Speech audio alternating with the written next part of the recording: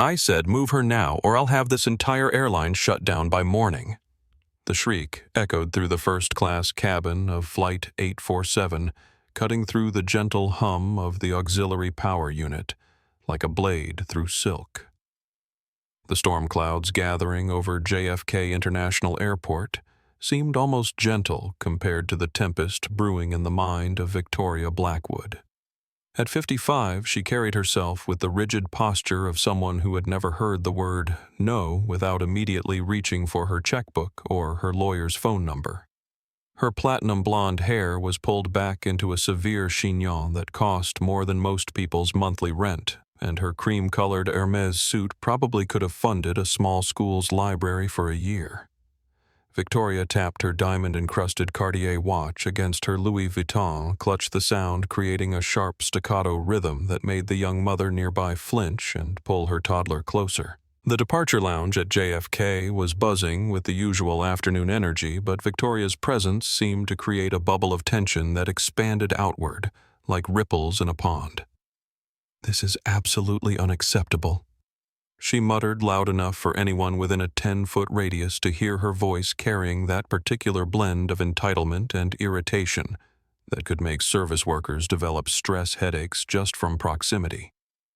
Priority boarding was supposed to commence 4 minutes ago, and I have a very important engagement in London that cannot be delayed. The gate agent, a harried-looking man named David, who had been dealing with delayed flights and cranky passengers for the past 6 hours, picked up his microphone with the weary resignation of someone who knew that whatever he said next would probably result in at least 3 more complaints to corporate. Victoria didn't wait for him to finish his announcement about inviting first-class passengers and Diamond Medallion members to board Flight 847 to London Heathrow. She surged forward like a guided missile, cutting off a distinguished businessman in a perfectly tailored gray suit who had been waiting patiently in the designated priority line. Her heels clicked against the polished terrazzo floor with the aggressive precision of a metronome set to a tempo that suggested someone was perpetually late for something incredibly important. She slammed her boarding pass onto the scanner with such force that David actually jumped, then marched down the jet bridge without so much as acknowledging his existence. Victoria Blackwood was the kind of woman who had built her entire identity around the fortune her late husband had left her 2 years ago. Dr. Richard Blackwood had been a brilliant tech entrepreneur who had revolutionized data security systems. But more importantly, from Victoria's perspective, he had also been worth approximately $400 million when a sudden heart attack claimed him during what should have been a routine business dinner. The grief had lasted about as long as it took for the will to be read, and ever since then, Victoria had been wielding her inherited wealth like a sword, cutting through any inconvenience or obstacle that dared to present itself in her path. She had learned quickly that money could indeed buy happiness, as long as your definition of happiness included never having to wait in line, never having to accept substandard service, and never having to tolerate the presence of people who didn't meet her increasingly specific standards of worthiness. Her social circle had dwindled to include only those who could match her financial status or provide her with access to even more exclusive experiences, and she had developed a particular talent for making service industry workers question their life choices with nothing more than a perfectly timed sigh and a withering look. As Victoria entered the aircraft, the soft ambient lighting of the first-class cabin was designed to create a sense of luxury and tranquility, but it did little to soothe the irritation that seemed to be her default emotional state. The new Boeing 777 featured spacious suites with sliding doors for privacy, each one appointed with cream leather seats that could fully recline into beds, personal entertainment systems, with screens larger than many people's first televisions, and enough storage space for the kind of carry-on luggage that cost more than most people's cars. Victoria was assigned to seat 1B, a window suite that offered both privacy and the kind of unobstructed view that would allow her to look down on the world quite literally as well as figuratively. She had specifically requested this seat because she had read in a travel blog that it was considered the most prestigious position in the cabin, and Victoria was the kind of person who researched these things with the dedication of a scholar preparing for comprehensive exams. But as she approached her row, Victoria stopped dead in her tracks, her perfectly manicured hand gripping the handle of her designer luggage so tightly that her knuckles went white against her pale skin. There, sitting calmly in seat 1.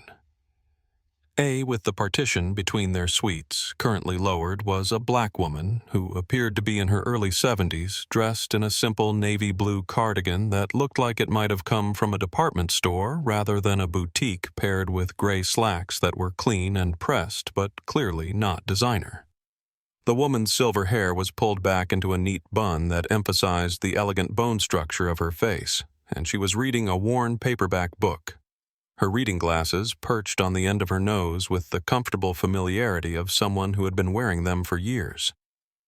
She looked completely at ease, utterly comfortable in her surroundings, and totally oblivious to the fact that her presence had just triggered what would soon become the most expensive tantrum in commercial aviation history. Victoria stared at this unexpected occupant of the adjacent seat, her mind racing through possibilities and explanations, none of which seemed to make sense to her carefully constructed world view. In her experience, first-class cabins were populated by people who looked like her people, who shared her background and her assumptions about who belonged where in the social hierarchy. The presence of this quietly dignified woman in what Victoria considered to be her exclusive space felt like a personal affront, a violation of the natural order that her money was supposed to guarantee. Grace Washington had learned long ago that the best way to observe the true character of people was to make yourself invisible, to blend into the background so completely that others forgot to perform their carefully rehearsed versions of themselves. At 70, she had perfected this art to the point where she could sit in the most exclusive spaces in the world and watch as people revealed who they really were when they thought no one important was watching. She had chosen her outfit for this flight with the same careful consideration that generals gave to battlefield strategy, understanding that her simple navy cardigan and comfortable gray slacks would render her essentially invisible to the kind of people who judged worth by designer labels and price tags. The worn paperback in her hands was a first edition of Maya Angelou's I Know Why the Caged Bird, sings a book that had traveled with her on countless flights over the past 4 decades, its pages soft and familiar beneath her fingertips. Grace had been making this particular journey from New York to London for 40 years, ever since she had first taken control of a failing airline that was hemorrhaging money faster than a punctured fuel tank. Back then, Horizon Airways had consisted of 3 aging aircraft, a mountain of debt that would have given financial advisors nightmares, and a reputation for delayed flights and customer service that could charitably be described as indifferent. She had been a 30-year-old widow, then still reeling from the sudden loss of her husband Samuel in a car accident that had left her with a 2-year-old daughter, a modest life insurance payout, and a burning desire to build something that would matter. When the opportunity to purchase the airline had presented itself, every financial advisor she consulted had told her she was crazy, that she would lose everything, that the aviation industry was no place for a young black woman with more determination than capital. But Grace Washington had never been the kind of person who let other people's limitations define her possibilities. She had liquidated every asset she owned, borrowed against her future, and purchased not just the airline, but the dream of what it could become. She had spent the next 4 decades building Horizon Airways into one of the most respected carriers in the world, known not just for its safety record and on-time performance, but for its revolutionary approach to treating every passenger with dignity, regardless of their ticket price or social status. The irony was not lost on her that she now owned the very airplane she was sitting in, that every person working on this flight ultimately answered to her, and that the woman who was currently staring at her with obvious displeasure had paid $12,000 for the privilege of sitting next to someone who could buy and sell her family's fortune several times over. But Grace had learned that real power was most effective when it remained hidden, when people underestimated you so completely that they revealed their true nature without any pretense or careful consideration. Today's flight held special significance beyond her usual business travel. It was the 40th anniversary of Samuel's death, and this route from New York to London had been planned as their delayed honeymoon, the trip they had postponed while building their life together, and never managed to take before fate intervened. Every year on this date, Grace took this flight as a way of honoring his memory and completing the journey they had planned to take together. She had deliberately chosen to fly commercial rather than taking her private jet, and had booked under her married name rather than the corporate identity that would have triggered the kind of VIP treatment that would have insulated her from the real experiences of her passengers. This annual pilgrimage allowed her to see how her company actually operated when the CEO wasn't watching, to observe how her employees treated customers, and to ensure that the values she had built into the foundation of Horizon Airways were still alive and well at 30,000 feet. The other passengers in the first-class cabin represented a typical cross-section of the kind of people who could afford premium air travel. In seat 2B sat Marcus Chen, a tech entrepreneur in his early 40s who had made his fortune developing educational software and was traveling to London to finalize a partnership with Oxford University. His hoodie might have looked casual to the untrained eye, but Grace recognized it as the kind of deliberately understated luxury that cost more than most people's monthly salaries. Across the aisle in seat 3, a Rebecca Martinez was studying architectural plans on her tablet, occasionally making notes in the margins with a stylus that moved with the precision of someone who had spent years designing buildings that would outlast their creators. She was flying to London to present her designs for a new sustainable housing complex, and her quiet intensity suggested someone who took her work seriously enough to prepare even during a transcontinental flight. The young family in seats 2C and 2D consisted of David and Jennifer Thompson, traveling with their 18-month-old daughter Emma to visit Jennifer's parents who had relocated to London after David's tech company had been acquired by a British firm. They were the kind of passengers who apologized profusely for their child's every sound, even though Emma was actually being remarkably well-behaved for someone who was too young to understand why she was strapped into a chair surrounded by strangers. Grace watched these interactions with the practiced eye of someone who had spent decades studying human behavior, noting how people revealed their character through small gestures and unconscious habits. She had learned that you could tell more about a person's true nature by watching how they treated the flight attendant serving their drinks than by reading their resume or their bank statement. The flight crew was led by Maya Peterson, a young woman in her late 20s who had joined Horizon Airways straight out of college and had quickly distinguished herself as someone who understood that excellent service came from genuine care rather than scripted responses. Maya had the kind of natural warmth that put nervous flyers at ease and the professional competence that earned the respect of even the most demanding passengers. As Grace turned a page in her book, she became aware of someone staring at her with an intensity that felt almost physical. She looked up to see a woman in an expensive cream-colored suit standing in the aisle, her face twisted into an expression of barely contained outrage that suggested someone had just informed her that her platinum credit card had been declined at a charity auction.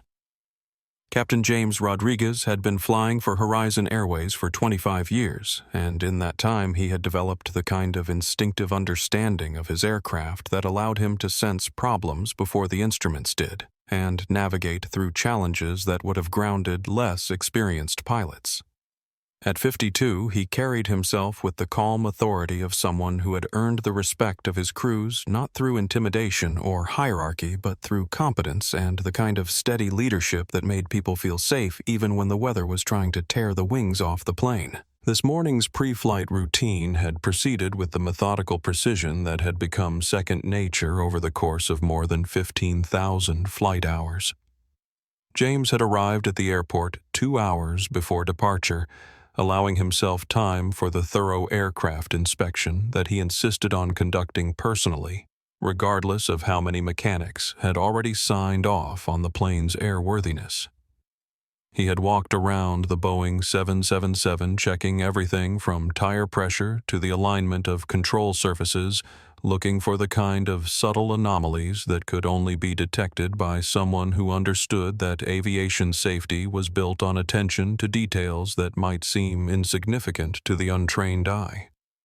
The crew briefing had taken place in the operations center, a windowless room filled with weather displays, route maps, and the constant chatter of radio communications that formed the nervous system of airport operations. James had reviewed the flight plan with his first officer, Sarah Kim, a brilliant pilot in her early 30s, who was working toward her captain certification and had already demonstrated the kind of judgment and skill that suggested she would be commanding her own flights within the next 2 years. They had discussed the weather forecast for their route, noting the storm system that was currently moving through the New York area and the clear skies that awaited them over the Atlantic. James had made the decision to request a slightly delayed departure to allow the worst of the turbulence to pass, a choice that would add 20 minutes to their schedule, but would ensure that their passengers experienced the kind of smooth flight that made people forget they were hurtling through the sky at 500 miles per hour. The cabin crew briefing had included Maya Peterson, the lead flight attendant, whose natural warmth and professional competence had earned her recognition as one of the airline's most valued team members. Maya had joined Horizon Airways straight out of college 5 years ago, and James had watched her develop from an eager but inexperienced young woman into someone who could handle any situation from medical emergencies to unruly passengers with equal skill and grace. During the briefing, James had emphasized the importance of treating every passenger with respect, regardless of their ticket price or apparent social status, a principle that was built into the foundation of Horizon Airways' training program. He had learned early in his career that the aviation industry had a tendency to create hierarchies based on wealth rather than human worth, and he had made it his personal mission to ensure that his flights operated according to different principles. What James didn't know as he conducted his routine preparations was that today's passenger manifest included someone whose name would have caused him to approach this flight with an entirely different level of attention. Grace Washington had booked her ticket under her married name, a practice that allowed her to travel without the kind of VIP treatment that would have isolated her from the real passenger experience. If James had known that the founder and majority owner of Horizon Airways was sitting in seat 1A, he would have recognized the significance of this particular date and understood why this flight represented much more than routine business travel. 25 years ago, James Rodriguez had been a young pilot struggling to find work in an industry that seemed determined to keep him grounded. He had been fired from his previous position at a regional carrier for refusing to fly an aircraft with a faulty engine, a decision that had been vindicated when that same plane was later grounded for the exact problem he had identified.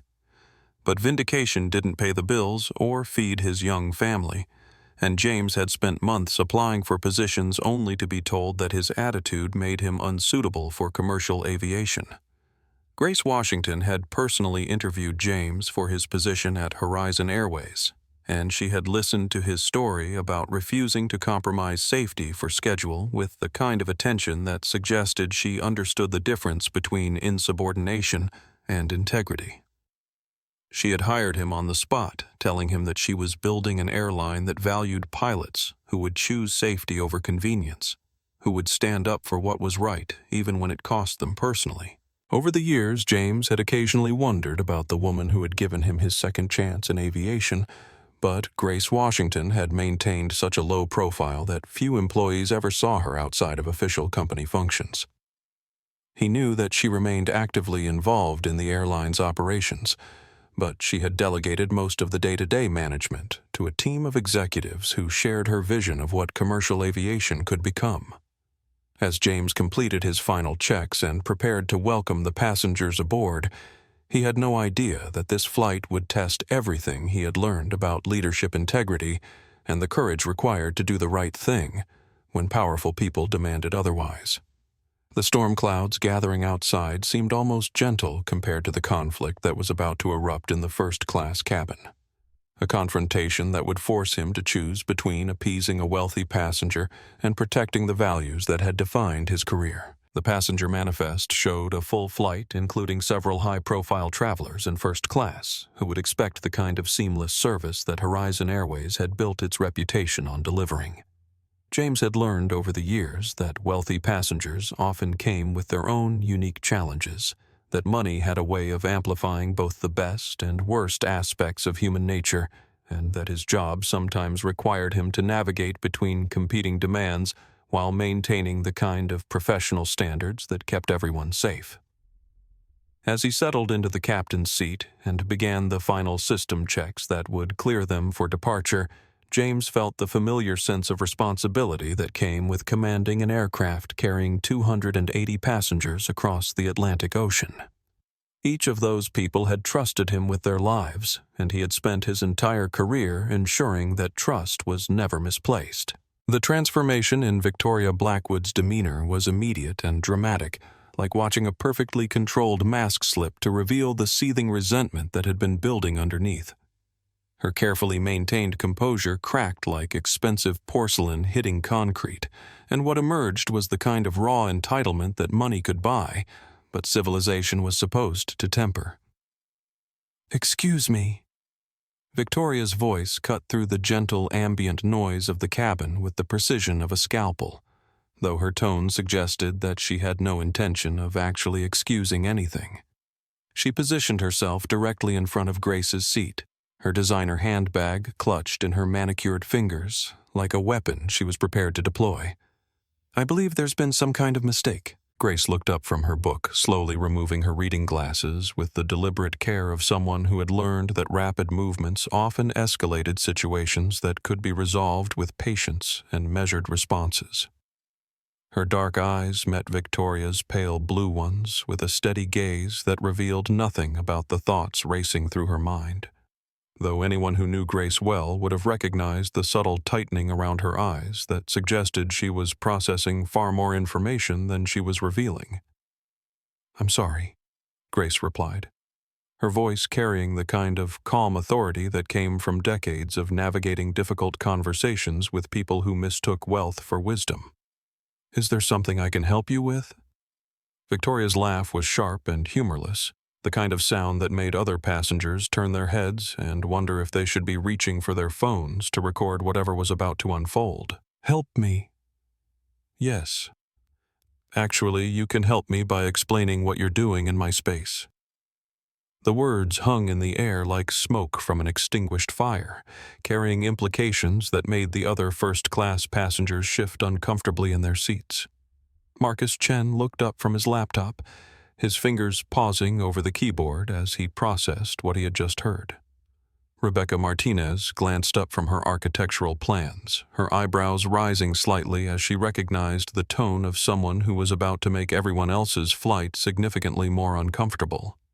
"This is seat 1. Grace responded with the kind of measured patience that suggested she had dealt with difficult people before, and had learned that responding to aggression with escalation rarely improved anyone's situation. "According to my boarding pass, this is where I'm supposed to be sitting." Victoria's face began to flush with the kind of angry red that clashed horribly with her expensive foundation, creating a mottled appearance that no amount of costly skincare could prevent. "I don't care what your boarding pass says," she snapped, her voice rising to a level that was beginning to attract attention from the economy class passengers who were still boarding behind her. "I paid $12,000 for this ticket, and I expect to be surrounded by people who belong in first class." The silence that followed was the kind of heavy quiet that settles over a room when someone has said something so obviously inappropriate that everyone present needs a moment to process the magnitude of the social violation they have just witnessed. Maya Peterson, who had been checking the overhead bins to ensure that passengers had properly stored their luggage, froze in place as she realized that she was about to deal with the kind of situation that airline training courses covered in theory, but that most flight attendants hoped they would never encounter in practice. Ma'am Maya approached with the kind of professional smile that was designed to de-escalate tensions while maintaining appropriate boundaries. "Is there a problem with your seating assignment? I'd be happy to review your boarding pass and help resolve any confusion." Victoria whirled around to face the young flight attendant with the kind of fury that suggested someone had just informed her that her membership at the country club had been revoked for public intoxication. "The problem," she said, jabbing her finger in Grace's direction with the precision of someone identifying a bug that needed to be removed from an otherwise perfect salad, "is that this woman clearly doesn't belong here. Look at her."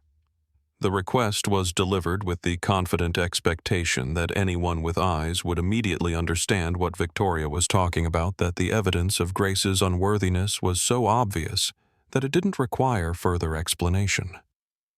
Her gaze swept over Grace's simple clothing and comfortable shoes with the kind of disdain usually reserved for finding expired milk in the refrigerator. "I can see that she's a passenger with a valid ticket," Maya replied, her voice maintaining its professional warmth despite the growing tension that was making her stomach clench with anxiety. "Mrs. Washington has just as much right to be here as any other first-class passenger." The use of Grace's name seemed to startle Victoria, as if the idea that this woman might have an identity beyond being an obstacle to Victoria's comfort had never occurred to her. "Washington," she repeated, her voice dripping with the kind of skepticism that suggested she suspected Maya of making up names just to be difficult. "How convenient.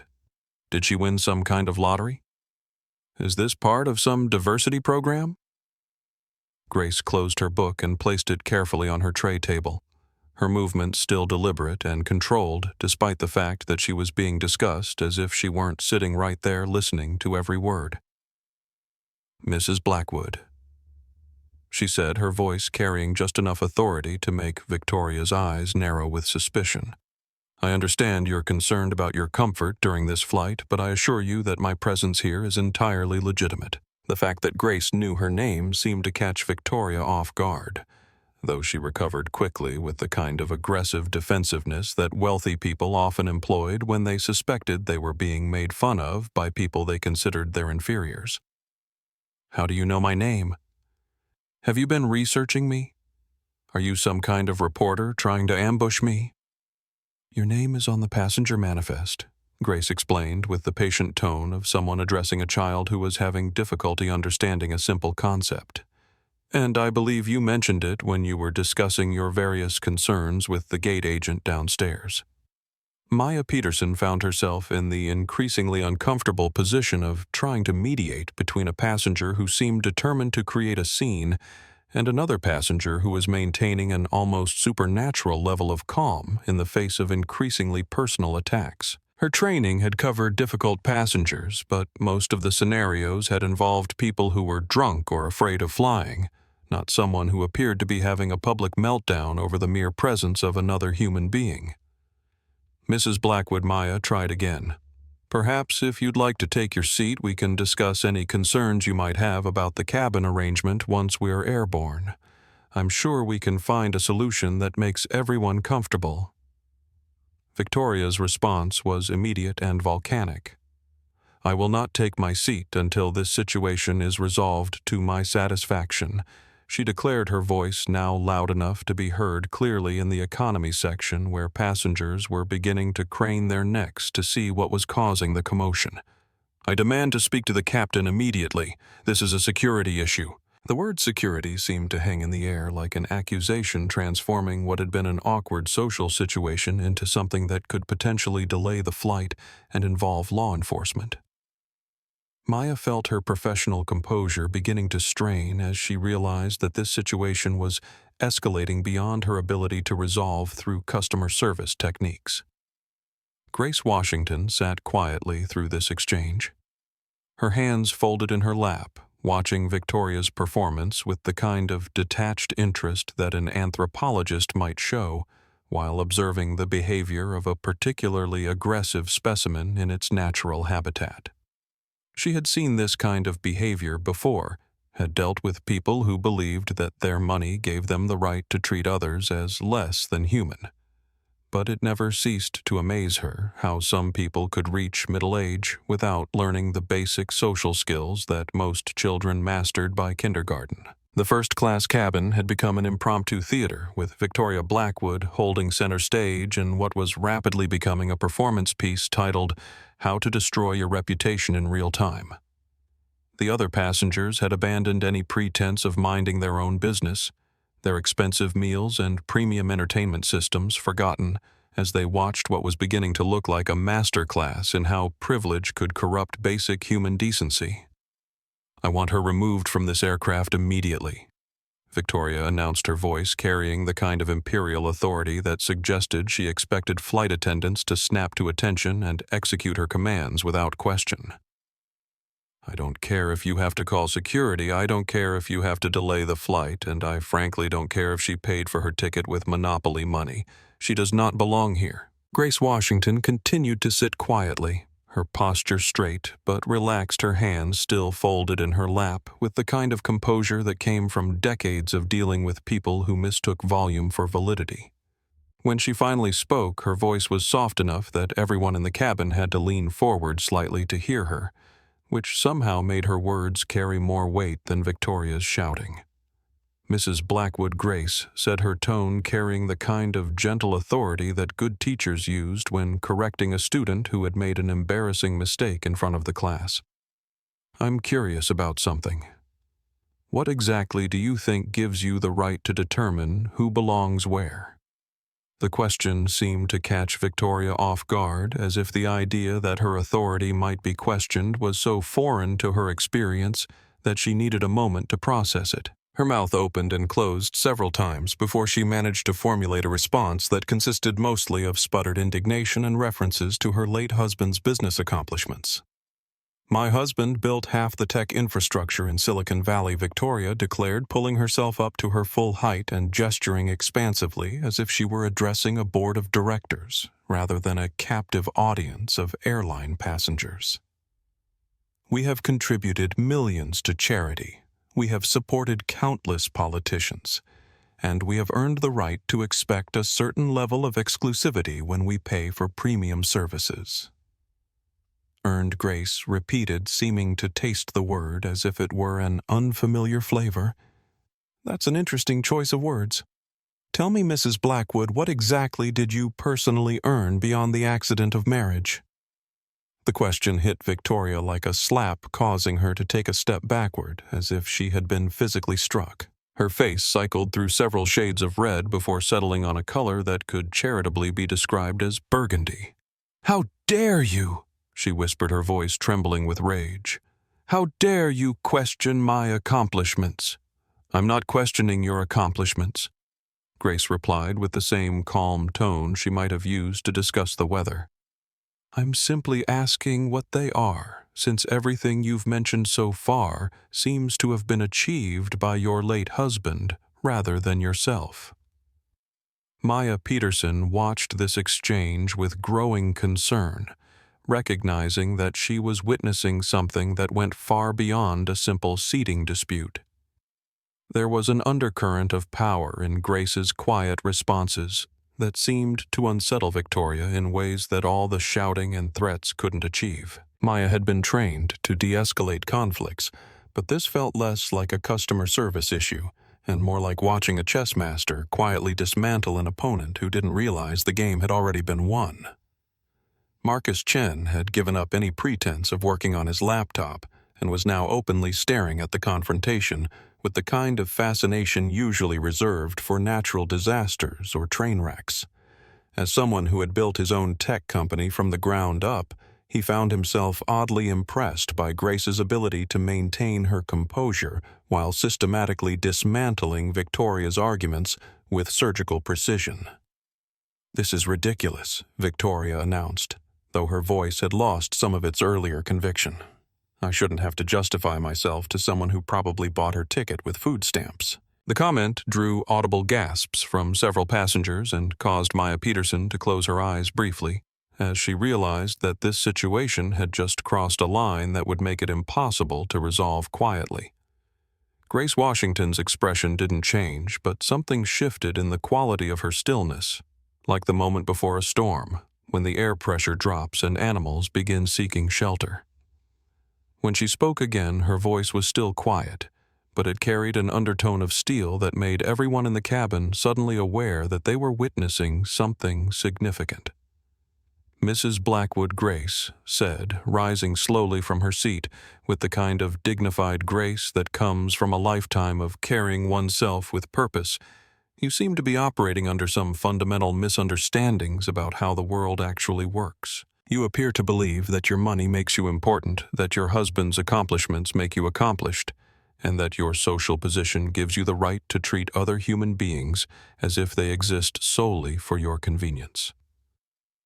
Victoria started to interrupt, but Grace continued speaking with the kind of quiet authority that made even the most arrogant people instinctively fall silent. "What you don't seem to understand is that true power doesn't announce itself with expensive clothing or loud demands. True power doesn't need to justify itself to anyone because it speaks through actions rather than accusations." The cabin had become so quiet that the only sounds were the gentle hum of the aircraft's environmental systems and the distant murmur of passengers still boarding in economy class. Even the flight attendants who had been moving through their pre-flight routines had stopped to listen, sensing that they were witnessing something that would become part of airline folklore. "You want to know who belongs in first class?" Grace continued, her voice still soft but somehow filling the entire space. "Anyone who treats other human beings with basic dignity belongs here. Anyone who understands that respect is earned through character rather than purchased with credit cards belongs here. And anyone who recognizes that we're all just people trying to get from one place to another safely and comfortably belongs here." She paused, letting her words settle over the cabin like dust after an explosion. "What doesn't belong here? Mrs. Blackwood is the kind of behavior that reduces human beings to their economic value or judges their worth based on the color of their skin or the price of their clothing." Victoria's face had gone through another color transformation, this time settling on a shade of pale that suggested all the blood had rushed away from her head toward more essential organs. She seemed to be struggling to find words that could restore her sense of dominance in a conversation that had somehow slipped completely out of her control. "I know important people," Victoria said, finally her voice lacking its earlier conviction but still carrying the desperate edge of someone trying to play their last card. "I know senators and governors and CEOs who would be very interested to hear about how this airline treats its paying customers. One phone call from me could cost this company millions in lost business." Grace smiled for the first time since the confrontation had begun, but it wasn't the kind of warm expression that reaches the eyes. It was the kind of smile that lawyers wore when their opponents had just made a critical error in judgment. "Please," she said, gesturing toward Victoria's phone, "make your calls." The heavy click of the cockpit door opening seemed to echo through the first-class cabin with the finality of a judge's gavel, announcing the arrival of the one person whose authority was unquestionable at 30,000 feet. Captain James Rodriguez stepped into the cabin with the measured stride of someone who had been dealing with in-flight emergencies and difficult passengers for more than 2 decades, his presence immediately changing the dynamic of the confrontation that had been escalating for the past 10 minutes. At 52, Captain Rodriguez carried himself with the kind of quiet confidence that came from successfully landing aircraft in hurricanes, navigating through mechanical failures that would have terrified lesser pilots, and maintaining the safety of thousands of passengers who had trusted him with their lives. His uniform was pressed to military precision, his shoulders straight but not rigid, and his expression carried the neutral professionalism that experienced pilots learned to maintain regardless of whatever chaos was unfolding around them. Maya Peterson felt a wave of relief wash over her as she saw the captain approaching, knowing that whatever happened next would be handled with the kind of decisive authority that her customer service training hadn't prepared her to exercise. She had been watching the confrontation escalate beyond her ability to control, and she recognized that Grace Washington's calm responses seemed to be infuriating Victoria Blackwood rather than de-escalating the situation. "Good afternoon," Captain Rodriguez said, his voice carrying the kind of measured authority that immediately commanded attention from everyone in the cabin. I'm Captain Rodriguez, and I understand there's some concern about seating arrangements. Perhaps someone could explain the situation so we can resolve this quickly and get everyone safely to London." Victoria Blackwood immediately pivoted toward the captain with the kind of desperate enthusiasm that drowning people showed when spotting a life preserver, clearly assuming that a uniformed authority figure would naturally side with someone of her obvious social standing. "Captain, thank goodness you're here," she began, her voice taking on the kind of sweetly reasonable tone that people used when they were trying to convince someone that their completely unreasonable demands were actually quite logical. This woman, Victoria continued gesturing toward Grace with the kind of dismissive wave usually reserved for shooing away annoying insects, is clearly not supposed to be in first class.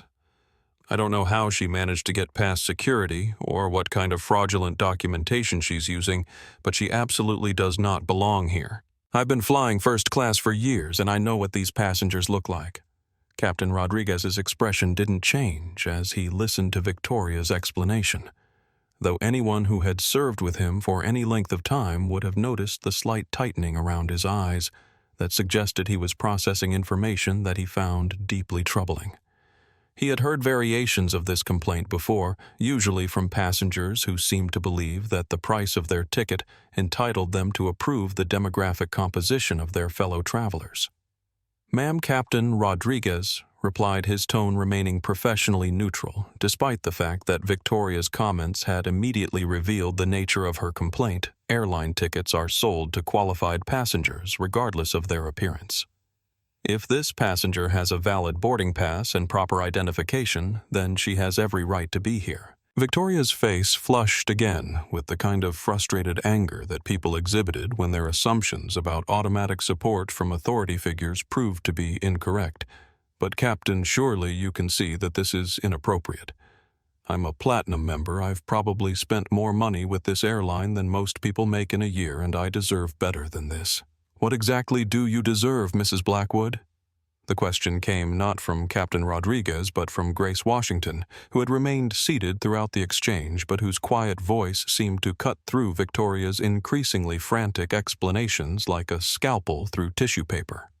Captain Rodriguez turned toward seat 1A to address the passenger who had been the target of Victoria's complaints, preparing to apologize for the disruption and reassure her that the airline's policy was to treat all passengers with equal respect. But as his eyes met those of the woman in the simple navy cardigan, his expression underwent a transformation that was immediately visible to everyone watching.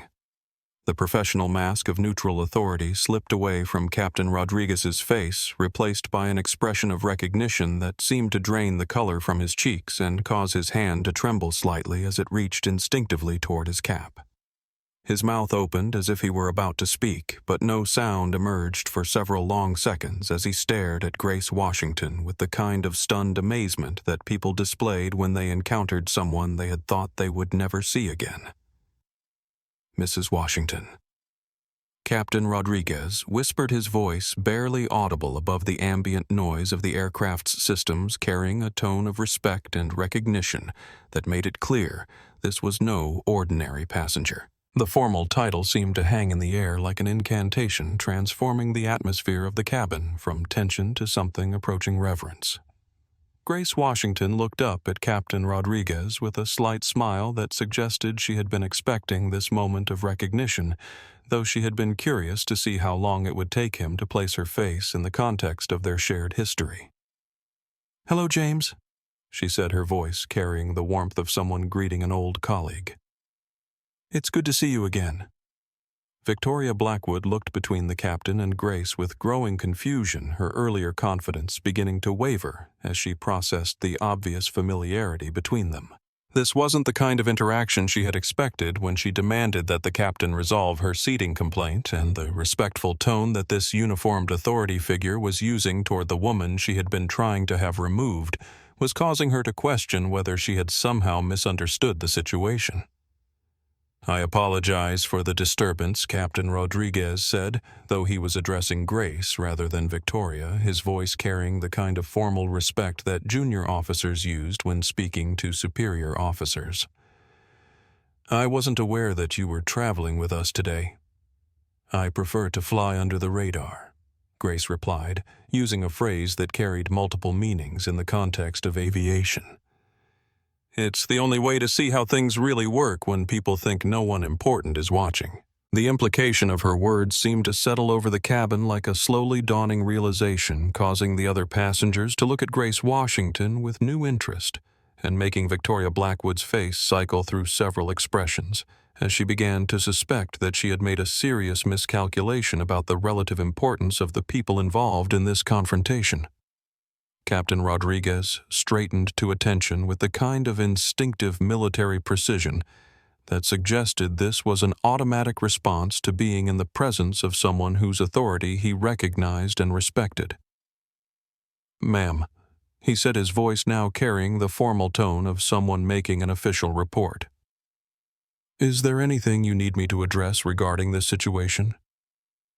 The question was clearly directed at Grace, rather than Victoria, representing a complete reversal of the power dynamic that Victoria had assumed would favor her when she demanded the captain's intervention. The silence that followed Captain Rodriguez's recognition of Grace Washington was the kind of profound quiet that settles over a space when everyone present realizes they are witnessing something historically significant, the kind of moment that would be discussed in break rooms and training seminars for years to come. Victoria Blackwood stood frozen in the aisle, her expensive handbag clutched against her chest like a shield as the carefully constructed narrative of her superiority began to crumble around her with the slow-motion inevitability of a controlled demolition. Captain Rodriguez seemed to be struggling with the cognitive dissonance of seeing someone he had only encountered in the rarefied atmosphere of corporate boardrooms and official ceremonies, sitting quietly in seat 1A wearing a simple cardigan and reading a paperback book. His training had taught him to maintain professional composure under any circumstances, but 25 years of gratitude and respect were making it difficult for him to treat this encounter as a routine passenger interaction. "Mrs. Washington," he began again, his voice carrying the kind of careful formality that people used when they weren't sure whether they were supposed to salute or shake hands. "I had no idea you were planning to travel with us today. If we had known, we would have ensured that your experience was completely comfortable and private." Grace Washington's smile carried a hint of amusement that suggested she found Captain Rodriguez's discomfort endearing rather than problematic. "James, if I had wanted a private and comfortable experience, I would have taken my own aircraft," she replied, her voice carrying just enough authority to remind him that such options were readily available to her.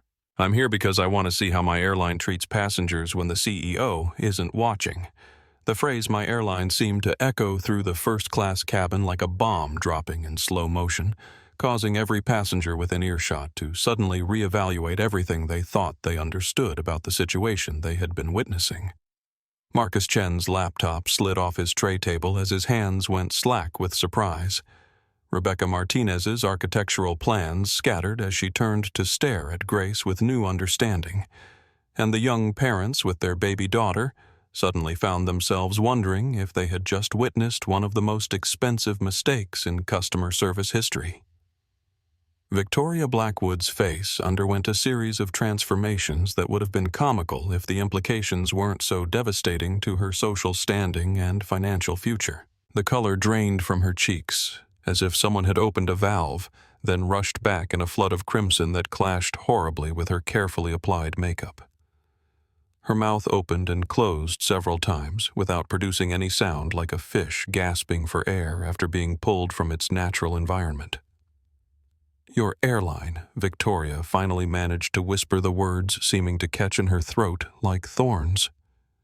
"What do you mean, your airline?" Captain Rodriguez found himself in the unique position of watching someone who had spent the last 15 minutes demanding special treatment based on her perceived importance slowly realized that she had been insulting someone whose actual importance dwarfed her inherited wealth like a mountain dwarfs a pebble. His professional training was telling him to find a diplomatic way to defuse the situation, but his personal gratitude to Grace Washington was making it difficult to feel sympathetic towards someone who had just demonstrated the kind of behavior that violated every principle his employer stood for.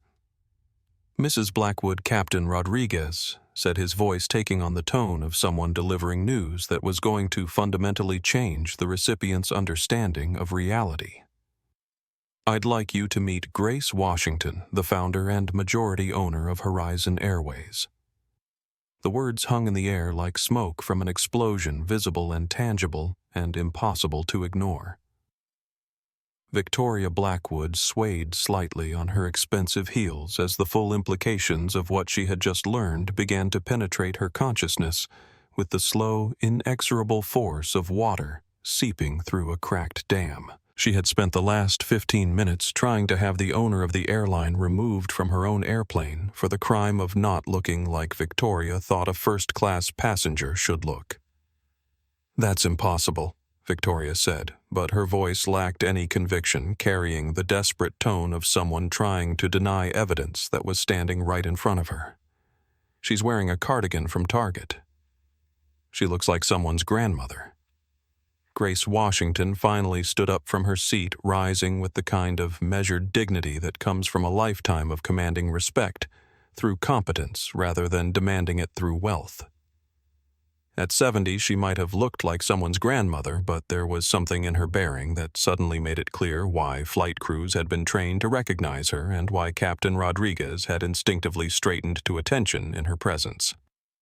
"Mrs. Blackwood Grace," said her voice carrying the quiet authority of someone who had spent 40 years making decisions that affected thousands of employees and millions of passengers. "I am indeed someone's grandmother. I'm also someone who built this airline from 3 failing aircraft and a mountain of debt into one of the most respected carriers in the world. And I did it by recognizing that how someone looks has absolutely nothing to do with their worth as a human being."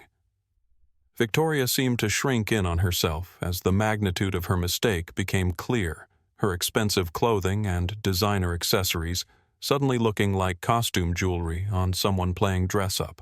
She had built her entire post-widowhood identity on the assumption that money could buy respect, and that social position could substitute for actual accomplishment, and she was now discovering that she had just humiliated herself in front of someone whose actual achievements made her inherited wealth look insignificant.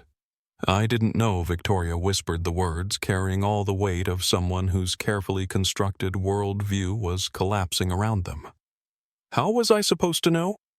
"You weren't supposed to know," Grace replied, her voice still calm, but carrying an undertone that suggested she was making a point about something more significant than airline seating arrangements.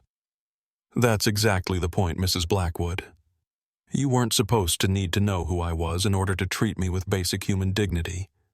You should have treated me with respect because I'm a person, not because I'm a person who happens to own the aircraft you're sitting in." Captain Rodriguez watched this exchange with the kind of fascination usually reserved for watching masters at work in their chosen fields, recognizing that he was witnessing Grace Washington do what she had always done best, turning a moment of conflict into a teachable moment about human dignity and corporate values. He had seen her do this in boardrooms and training seminars, but watching her apply these principles while being personally attacked added a new dimension to his understanding of the kind of leader she had always been. Maya Peterson stood nearby, still holding her clipboard, but no longer pretending to perform routine pre-flight duties. Recognizing that she was witnessing something that would become part of airline legend and probably be referenced in future training programs about handling difficult passengers and maintaining company values under pressure. The other passengers had given up any pretense of minding their own business and were now openly staring at the unfolding drama with the kind of riveted attention usually reserved for natural disasters or award show acceptance speeches that go catastrophically wrong. The moment that followed Grace Washington's revelation about her identity was like the eye of a hurricane, deceptively calm, but charged with the potential for even greater devastation.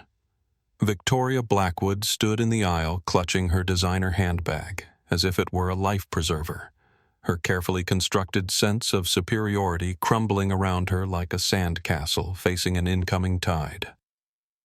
"I don't believe you," Victoria said. but her voice carried the hollow desperation of someone trying to convince herself as much as anyone else.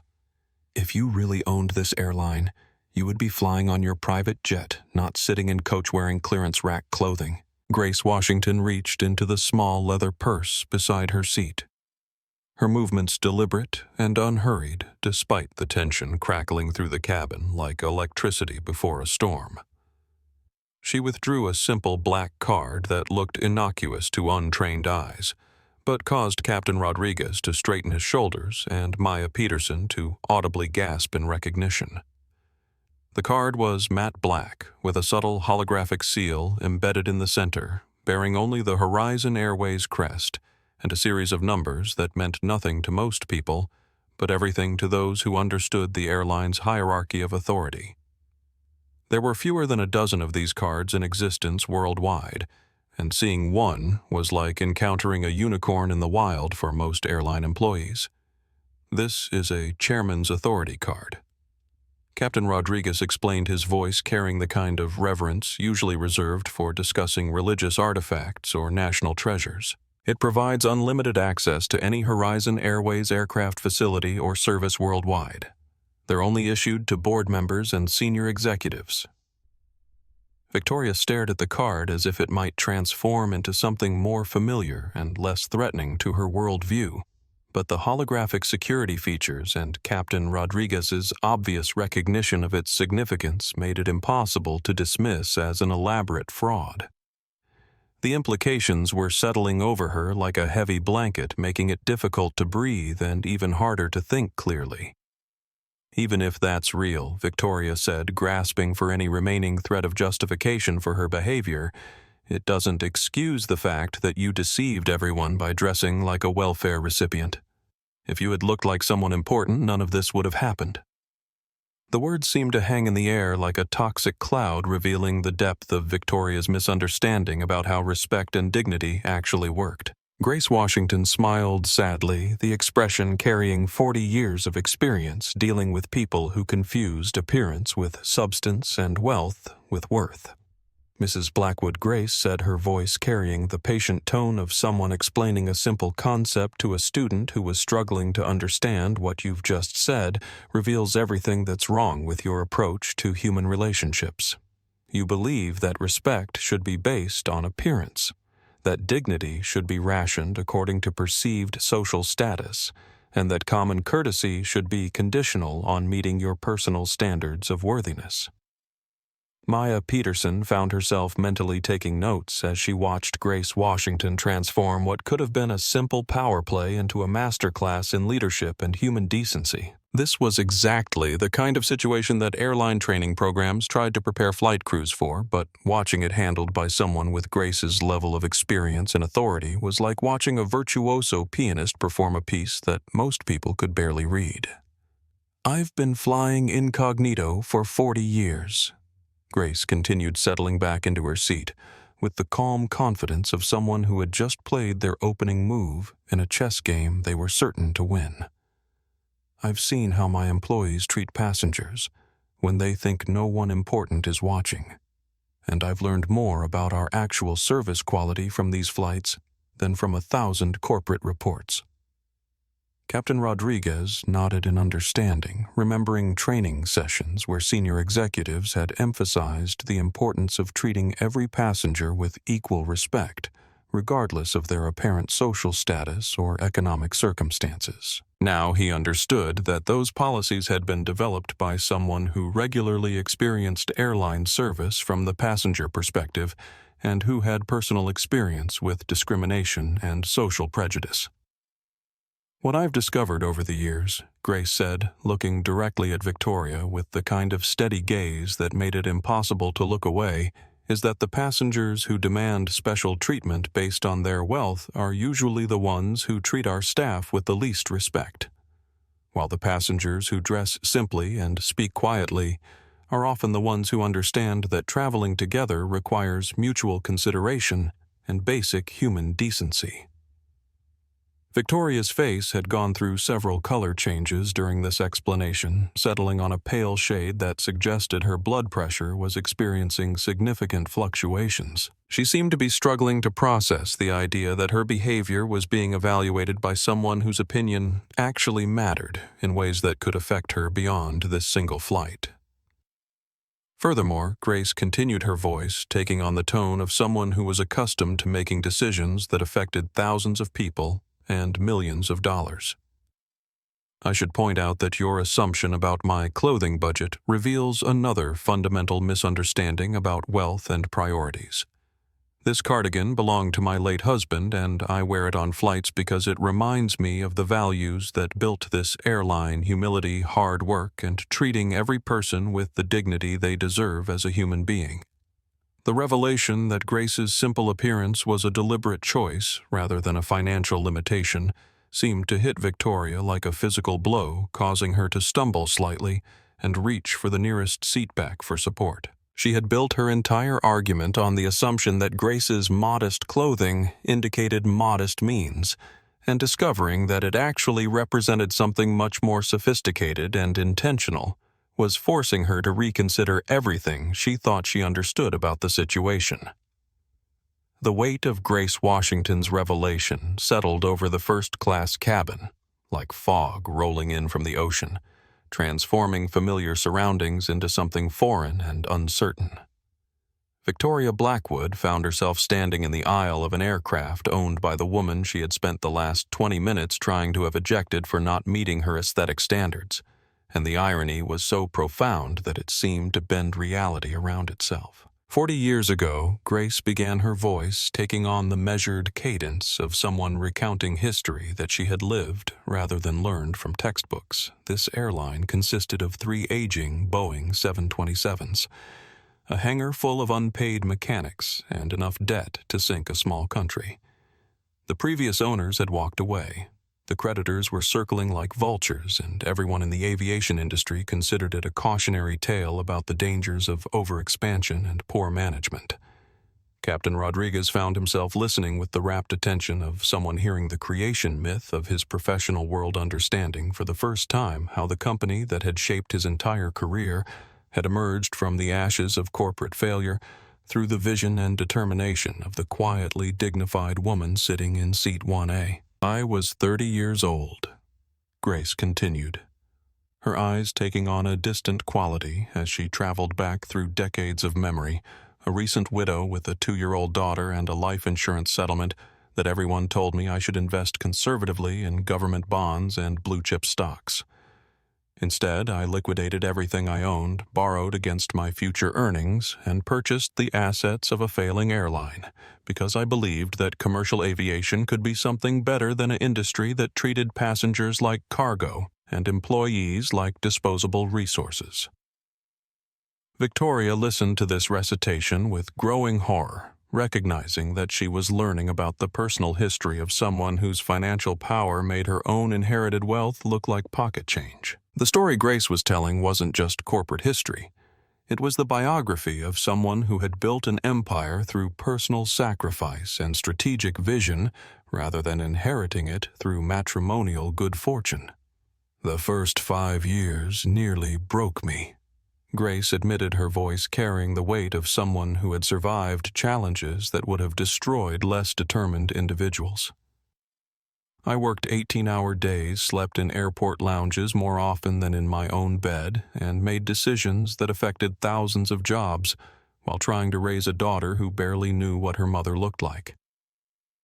Maya Peterson found herself captivated by this glimpse into the personal cost of building something significant. Understanding, for the first time, that the company values she had been trained to uphold weren't abstract corporate policies, but the personal convictions of someone who had sacrificed everything to create something better than what had existed before. But what sustained me through those difficult years, Grace said, her voice strengthening as she reached the part of the story that explained why she was sitting in this cabin today, was the memory of my husband Samuel and the values he had taught me about treating every person with dignity regardless of their circumstances. He had been a teacher before his death, And he used to tell me that you could judge the character of a society by observing how its most privileged members treated its most vulnerable citizens. The mention of her late husband brought a softness to Grace's expression that transformed her from a corporate titan into someone who had loved deeply and lost profoundly, adding a human dimension to the business narrative that made her accomplishments even more remarkable in context. Samuel died on this exact date 40 years ago. Grace continued, her voice carrying the quiet grief that time diminishes, but never completely erases. We were supposed to take this flight to London for our delayed honeymoon, the trip we had postponed while building our life together and starting our family. Every year on the anniversary of his death, I take this route as a way of honoring his memory and completing the journey we never got to take together. Captain Rodriguez felt his throat tighten with emotion as he realized that this wasn't just a routine flight for Grace Washington, but an annual pilgrimage that carried decades of personal significance. The fact that Victoria Blackwood had chosen this particular flight to demonstrate her prejudices seemed like cosmic irony of the highest order.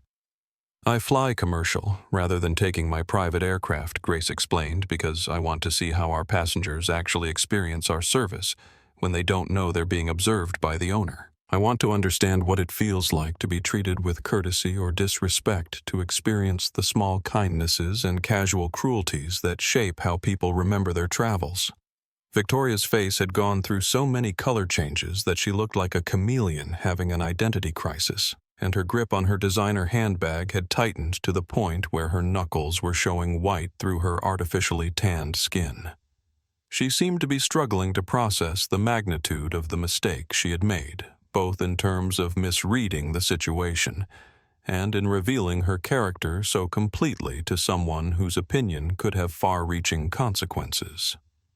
"What I've learned from these annual flights," Grace continued, looking directly at Victoria with the kind of steady gaze that made it impossible to hide behind pretense or self-deception, "is that true character reveals itself most clearly in moments of stress or inconvenience. Some passengers treat flight delays as opportunities to practice patience and show consideration for crew members who are working to resolve problems beyond their control. Others use minor inconveniences as excuses to demonstrate their sense of superiority over people they perceive as their social inferiors." The indictment was delivered without raised voices or accusatory gestures, but its impact was devastating precisely because of its quiet authority and obvious truth. Victoria had revealed her character completely during the past 20 minutes, and everyone in the cabin had witnessed the kind of person she became when she thought she had power over someone she considered beneath her notice.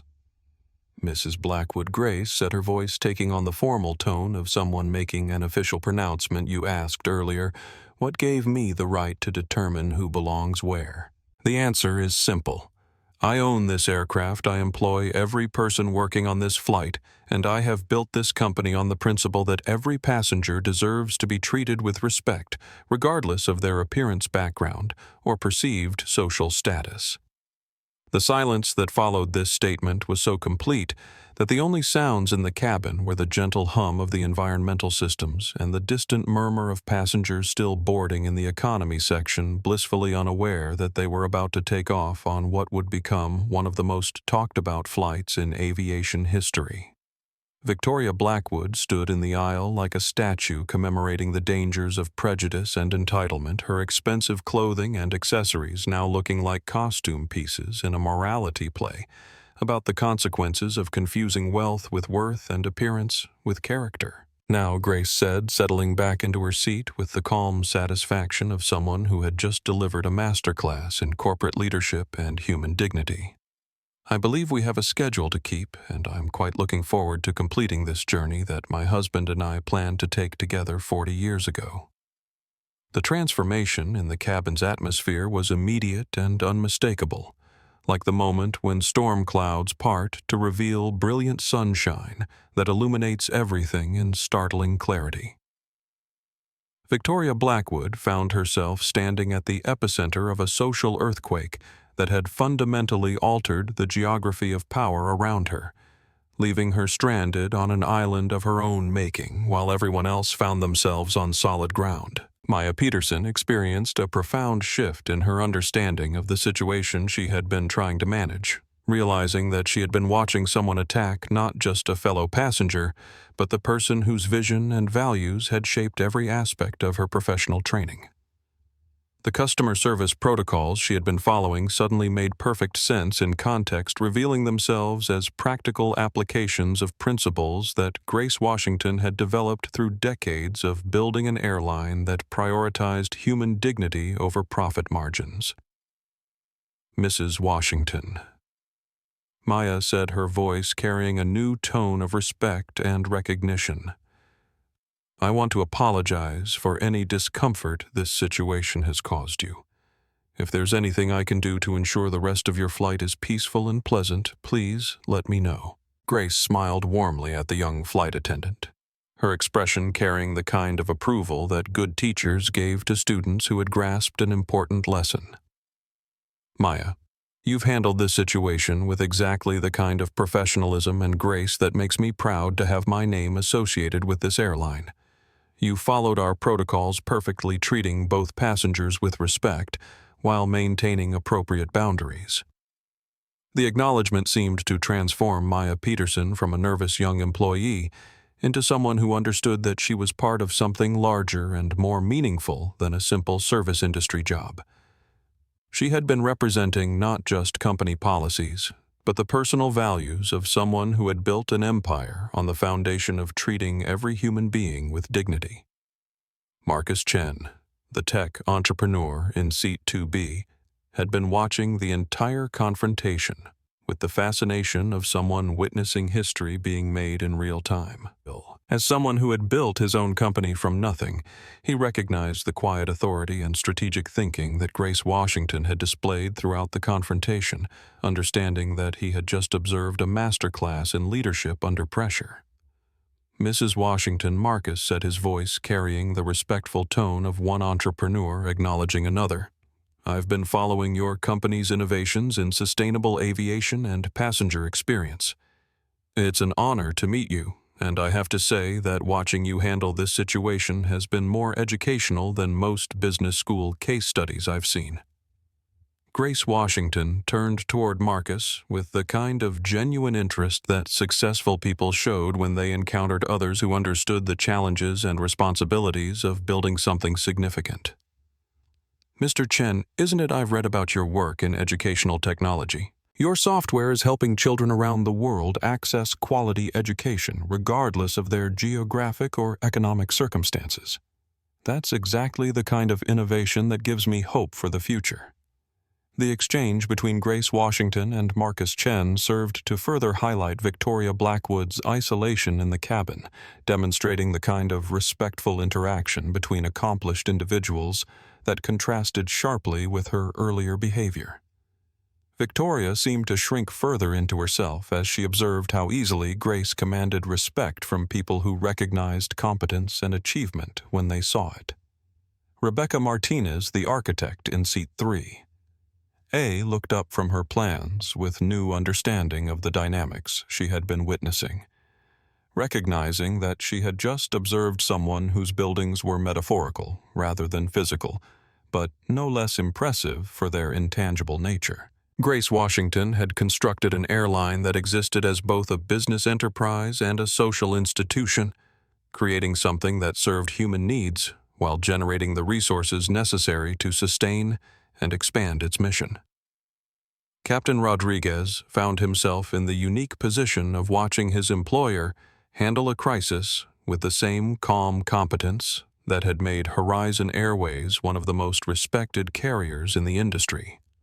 He had attended countless training sessions about maintaining company values under pressure, but seeing Grace Washington personally demonstrate these principles while being attacked added new depth to his understanding of what the airline actually represented. Captain Rodriguez Grace said, her voice taking on the tone of someone giving instructions that were actually suggestions from someone whose authority made them indistinguishable from commands. I believe Mrs. Blackwood may need some time to process what she's learned today. Perhaps she would be more comfortable completing her journey on a different aircraft, one where she might feel less conflicted about the ownership structure. The suggestion was delivered with the kind of gentle courtesy that made it sound like customer service rather than corporate discipline. But everyone in the cabin understood that they had just witnessed someone being politely ejected from an aircraft by its owner for behavior that violated the basic principles of human decency. Victoria Blackwood seemed to come back to consciousness like someone waking from a nightmare, only to discover that the nightmare was actually her real life, and that she was about to face consequences that would extend far beyond the duration of this flight. "Wait," she said, her voice carrying a note of panic that suggested she was beginning to understand the implications of what had just transpired. "You can't just kick me off the plane. I have rights. I have a ticket." Grace Washington looked at Victoria with the kind of patient expression that experienced teachers used when explaining consequences to students who had made poor choices. "Mrs. Blackwood, you absolutely have rights as a passenger, and under normal circumstances those rights would be vigorously protected by this airline. However, you also have responsibilities as a passenger, including treating fellow travelers and crew members with basic respect and courtesy." Captain Rodriguez stepped forward, understanding that his role in this situation was to provide the official authority that would formalize Grace Washington's decision while maintaining the professional protocols that governed airline operations. "Mrs. Blackwood," he said, his voice carrying the formal tone of someone making an official announcement based on your behavior toward fellow passengers and your disruption of normal flight operations. "I'm exercising my authority as captain to deny you carriage on this flight for the safety and comfort of other passengers and crew members." The pronouncement seemed to echo through the cabin with the finality of a judge passing sentence, marking the moment when Victoria Blackwood's sense of entitlement collided with the immutable reality of consequences that money could not buy. Social connections could not influence, and inherited status could not prevent. Grace Washington reached into her purse with the deliberate care of someone who understood that what happened next would fundamentally alter the trajectory of Victoria Blackwood's life. Pulling out a slim satellite phone that looked deceptively simple but represented access to networks of power that most people could only imagine. The device was the kind of communication tool that heads of state carried for emergencies, designed to work anywhere in the world and connect directly to priority networks that bypassed normal commercial channels. Mrs. Blackwood Grace set her finger hovering over the speed dial that would connect her to lawyers, accountants, and corporate executives who could reshape Victoria's financial landscape with a few strategic phone calls. "Before I make this call, I want to ensure you understand the full scope of what you've accomplished here today. You see, when you inherit wealth, rather than building it, you sometimes lose sight of how interconnected the financial world really is." Victoria's face had progressed beyond the simple color changes that had marked her earlier emotional states, settling into a sickly pallor that suggested her body was beginning to understand what her mind had not yet fully processed. She stared at the satellite phone as if it were a weapon pointed directly at her future financial security, which in many ways it was.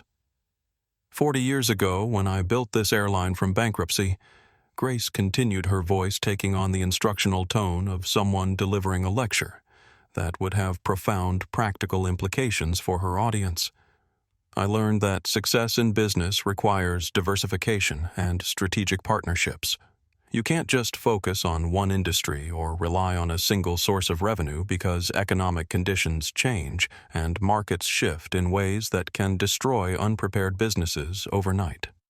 Captain Rodriguez watched this explanation with the kind of fascinated attention that people showed when watching a chess grandmaster explain the strategy behind a move that seemed simple but carried implications that wouldn't become clear until several turns later. He was beginning to understand that Grace Washington's response to Victoria's behavior was going to involve more than simply removing her from this particular flight. Over the decades, Grace explained, scrolling through her phone's contact list with practiced efficiency. Horizon Airways has grown into Robinson Holdings, a diversified investment firm with interests in real estate technology, insurance, and financial services. We've found that airlines generate useful data about travel patterns, consumer behavior, and economic trends that can be extremely valuable when making investment decisions in other sectors. Maya Peterson found herself taking mental notes about corporate strategy and business development, understanding that she was receiving the kind of insider education about how large-scale business operations worked that most people paid hundreds of thousands of dollars to learn in graduate school programs. One of our subsidiary companies. Grace continued, her finger stopping at a particular contact that made Victoria's eyes widen with recognition.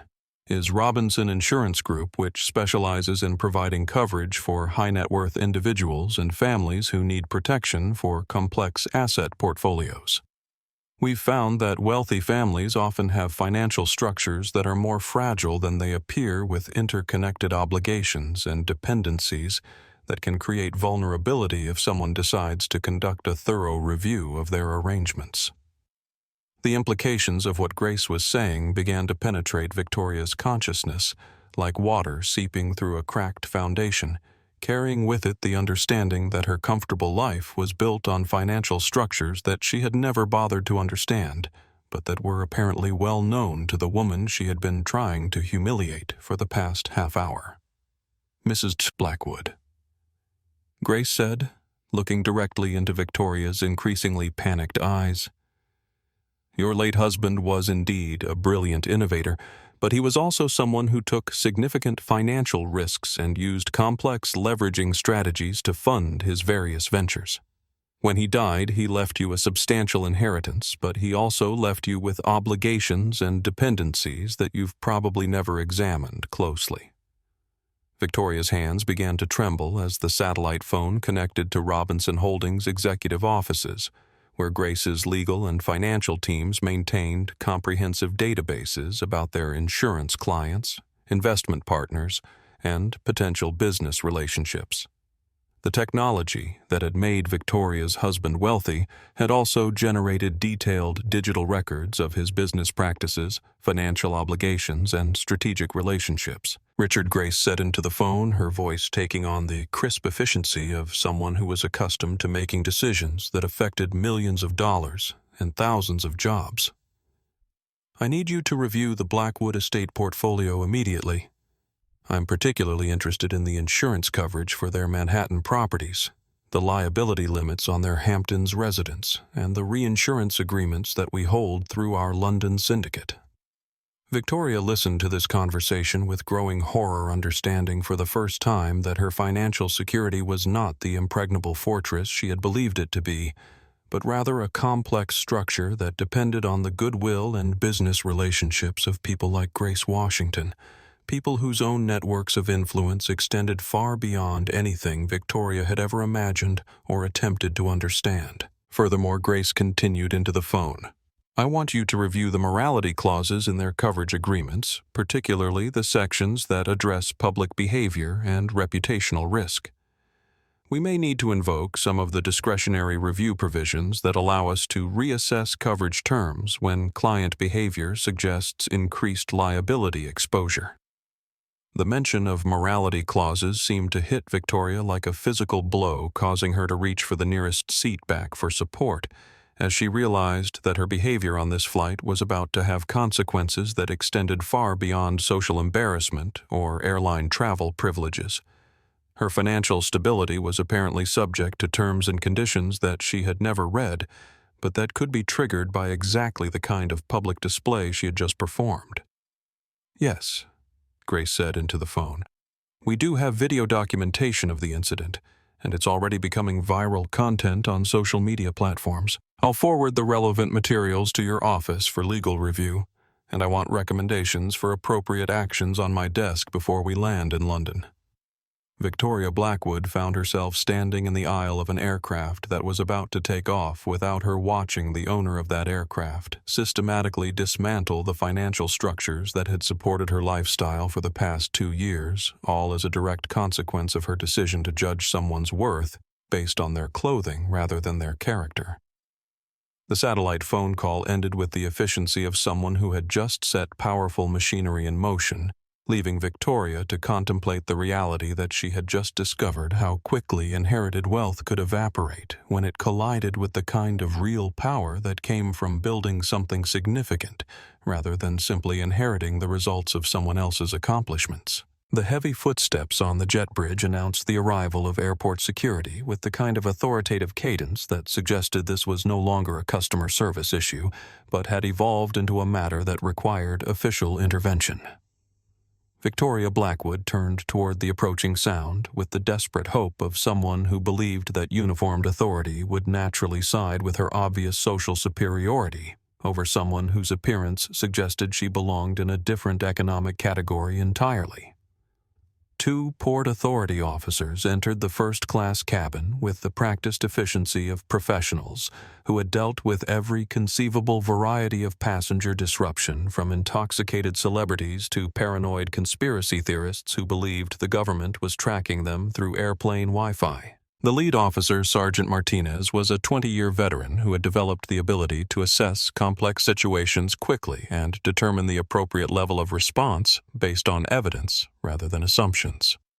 "Good afternoon," Sergeant Martinez said, his voice carrying the neutral authority of someone who was there to restore order rather than take sides in whatever conflict had necessitated his intervention.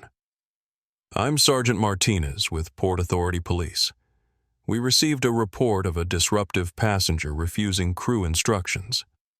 Can someone explain the situation?" Victoria immediately surged forward with the kind of desperate enthusiasm that suggested she viewed the arrival of law enforcement as vindication rather than escalation, clearly believing that official authority would recognize her obvious righteousness and remove the problematic passenger who had somehow infiltrated first class despite her obviously inappropriate appearance. "Officer, thank goodness you're here." Victoria began, her voice taking on the kind of sweetly reasonable tone that people used when they wanted to sound rational while making completely irrational demands. "This woman has been harassing me throughout this entire boarding process, and the flight crew refuses to remove her despite the fact that she clearly doesn't belong in first class." Sergeant Martinez looked between Victoria's expensive clothing and obvious agitation, and Grace Washington's calm composure and dignified bearing, immediately recognizing the kind of dynamic that experienced law enforcement officers learned to identify quickly. In his experience, the person making the loudest complaints was often the person who had created the problem in the first place. "Ma'am," Sergeant Martinez said, addressing Victoria with professional courtesy while maintaining the kind of neutral expression that revealed nothing about his personal opinions regarding the situation. "What specific actions has this passenger taken that you consider harassment?" The question seemed to catch Victoria off guard, as if the idea that she would need to provide evidence rather than simply making accusations had never occurred to her. Her mouth opened and closed several times as she struggled to frame her complaints in terms that would sound legitimate to someone whose job required them to distinguish between actual problems and personal preferences. "She refused to move when I asked her to give up her seat," Victoria said finally, her voice carrying the kind of indignation that suggested she couldn't believe she was being asked to justify her perfectly reasonable request. "I explained that I'm a premium passenger and that I expect a certain level of exclusivity in first class, but she just sat there acting like she belonged here." Captain Rodriguez stepped forward to provide the official airline perspective on the situation, understanding that Sergeant Martinez would need to hear from the flight crew in order to make an appropriate decision about how to proceed. "Officer, this passenger," he gestured toward Victoria, "has been disrupting normal boarding procedures by demanding that we remove another passenger who has a valid ticket and proper documentation. Furthermore," Captain Rodriguez continued, his voice taking on the formal tone of someone making an official report, "she has made statements that suggest her complaints are based on racial prejudice rather than legitimate safety or security concerns. The passenger she wants removed is actually Mrs. Grace Washington, the owner and chairman emeritus of this airline." Sergeant Martinez's eyebrows rose slightly at this information. though his expression remained professionally neutral as he processed the implications of what he had just learned. In his experience, passengers who demanded special treatment based on their perceived importance were often the ones who understood least about how authority actually worked in the real world. "Mrs. Washington," Sergeant Martinez said, turning toward Grace with the kind of respectful attention that experienced officers showed when addressing someone whose authority they recognized. "Do you have any complaints about this passenger's behavior toward you?" Grace. Washington looked up from her seat with the calm dignity of someone who had spent decades handling difficult situations with grace and strategic thinking. Understanding that how she responded to this question would determine not only the immediate outcome of this confrontation, but also set an important precedent for how similar situations would be handled in the future. Officer Martinez Grace said, her voice carrying the quiet authority of someone who was accustomed to being listened to when she spoke. "Mrs. Blackwood has certainly been vocal about her displeasure with my presence on this aircraft, but I'm more concerned about the disruption she's causing to our departure schedule and the discomfort she's creating for other passengers and crew members." The response was perfectly calculated to demonstrate Grace's reasonableness, while highlighting Victoria's behavior as the actual problem that needed to be addressed, and Sergeant Martinez recognized immediately that he was dealing with someone who understood how to frame issues in terms that law enforcement could act upon effectively. "Mrs. Blackwood," Sergeant Martinez said, turning back to Victoria with the kind of official tone that suggested the social niceties were over, and it was time for practical decisions about what happened next based on the flight crew's assessment and the airline owner's statement. "You're being denied carriage on this flight. You'll need to collect your belongings and come with us to resolve this matter through proper channels." The pronouncement hit Victoria like a physical blow, causing her to stumble backward against the seat as the reality of her situation finally penetrated her consciousness with unavoidable clarity.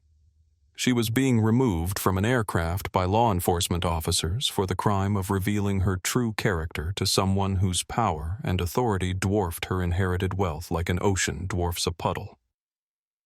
"This is impossible," Victoria whispered, her voice carrying the hollow desperation of someone whose carefully constructed worldview was collapsing around them in real time.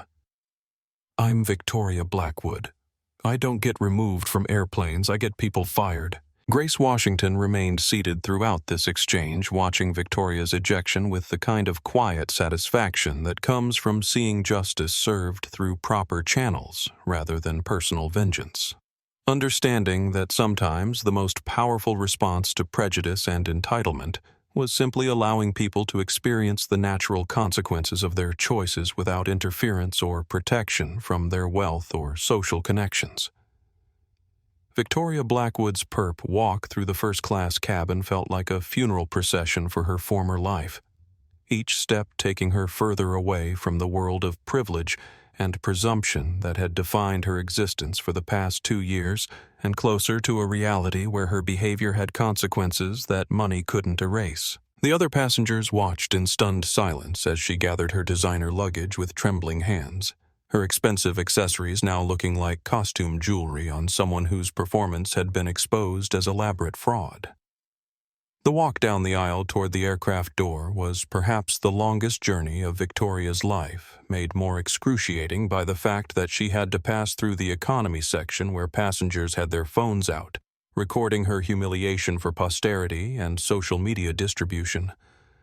Someone in row 12 began slow clapping, and within seconds the entire cabin erupted in applause that followed her all the way to the jet bridge like a soundtrack of social justice. "Bye, Karen," someone shouted from the back of the plane, and Victoria's face flushed with the kind of burning shame that comes from realizing that you've become a public symbol of everything that's wrong with entitled behavior and social prejudice. The aircraft door closing behind her sounded like the final note of a symphony dedicated to the consequences of confusing wealth with worth and appearance with character. Standing in the jet bridge with 2 Port Authority officers, Victoria felt the full weight of her isolation settling over her like a heavy blanket.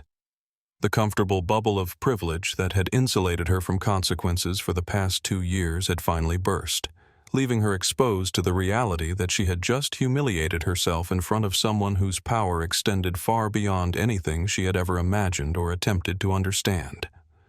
Her first indication that this incident would have consequences beyond missing a single flight came when she tried to book alternative transportation to London using her Platinum American Express card. The agent at the British Airways counter ran the card once, frowned at his screen, then ran it again with the kind of professional concern that suggested he was seeing something unusual in his computer system. "I'm sorry, Mrs. Blackwood," the agent said, his voice carrying the careful neutrality that customer service representatives used when delivering bad news to obviously wealthy customers, "but your card appears to have been declined. Would you like to try a different payment method?" Victoria's hands shook as she handed over her backup cards, one by one watching each of them fail with the same error message that suggested her access to the financial resources that defined her identity had somehow been severed while she was being removed from Grace Washington's aircraft. The implications were settling over her like ice water, carrying with them the understanding that the satellite phone call she had witnessed was already producing results. Her phone buzzed with an incoming call from Richard Vance, the family attorney who had been managing her late husband's estate and who usually called only to inform her about dividend payments or investment returns that allowed her to maintain her expensive lifestyle without actually working or contributing anything meaningful to society. Victoria Richards' voice carried a note of panic that she had never heard before, suggesting that he was calling with news that would fundamentally alter her understanding of her financial situation. "Where are you right now? And what exactly did you do on that airplane?" The question confused Victoria, who hadn't yet made the connection between her behavior toward Grace Washington and the sudden failure of her credit card, still operating under the assumption that inherited wealth was somehow immune to the consequences of personal conduct and social behavior. "I'm at JFK trying to book a new flight to London." "Victoria," replied her voice, carrying the petulant tone of someone who was being inconvenienced rather than someone who was facing the systematic dismantling of her financial security. "Some crazy woman got me kicked off my original flight, and now my credit cards aren't working properly. I need you to call the banks and fix whatever technical glitch is causing this problem." Richard's laugh was harsh and bitter, carrying the kind of desperation that lawyers exhibited when they realized their clients had made decisions that were going to destroy both of their lives. "Victoria, this isn't a technical glitch. I just received calls from 3 different financial institutions informing me that Robinson Holdings has initiated a comprehensive audit of all Blackwood estate assets and insurance policies." The name Robinson Holdings hit Victoria like a physical blow, connecting the satellite phone call she had witnessed to the financial catastrophe that was apparently unfolding in real time. She had been so focused on Grace Washington's simple appearance and quiet demeanor that she had failed to understand that she was attacking someone whose corporate empire could eliminate her lifestyle with a few strategic phone calls. "According to the notifications I've received," Richard continued, his voice taking on the clinical tone that lawyers used when discussing legal disasters that they couldn't prevent, "Robinson Holdings is invoking morality and reputational risk clauses in your insurance policies, citing public behavior that creates liability exposure for their coverage agreements." Victoria felt the terminal floor seem to tilt beneath her feet as she realized that her confrontation with Grace Washington had triggered a cascade of financial consequences that were already rippling through the complex structures that supported her inherited wealth. The comfortable assumption that her money was safely protected from the consequences of her behavior was proving to be as illusory as her belief that social status could substitute for human decency. Furthermore, Richard said, his voice now carrying the tone of someone delivering news that he knew would be devastating. "I've been informed that Robinson Holdings controls significant portions of the reinsurance that protects your major assets, including the Manhattan apartment and the Hamptons estate.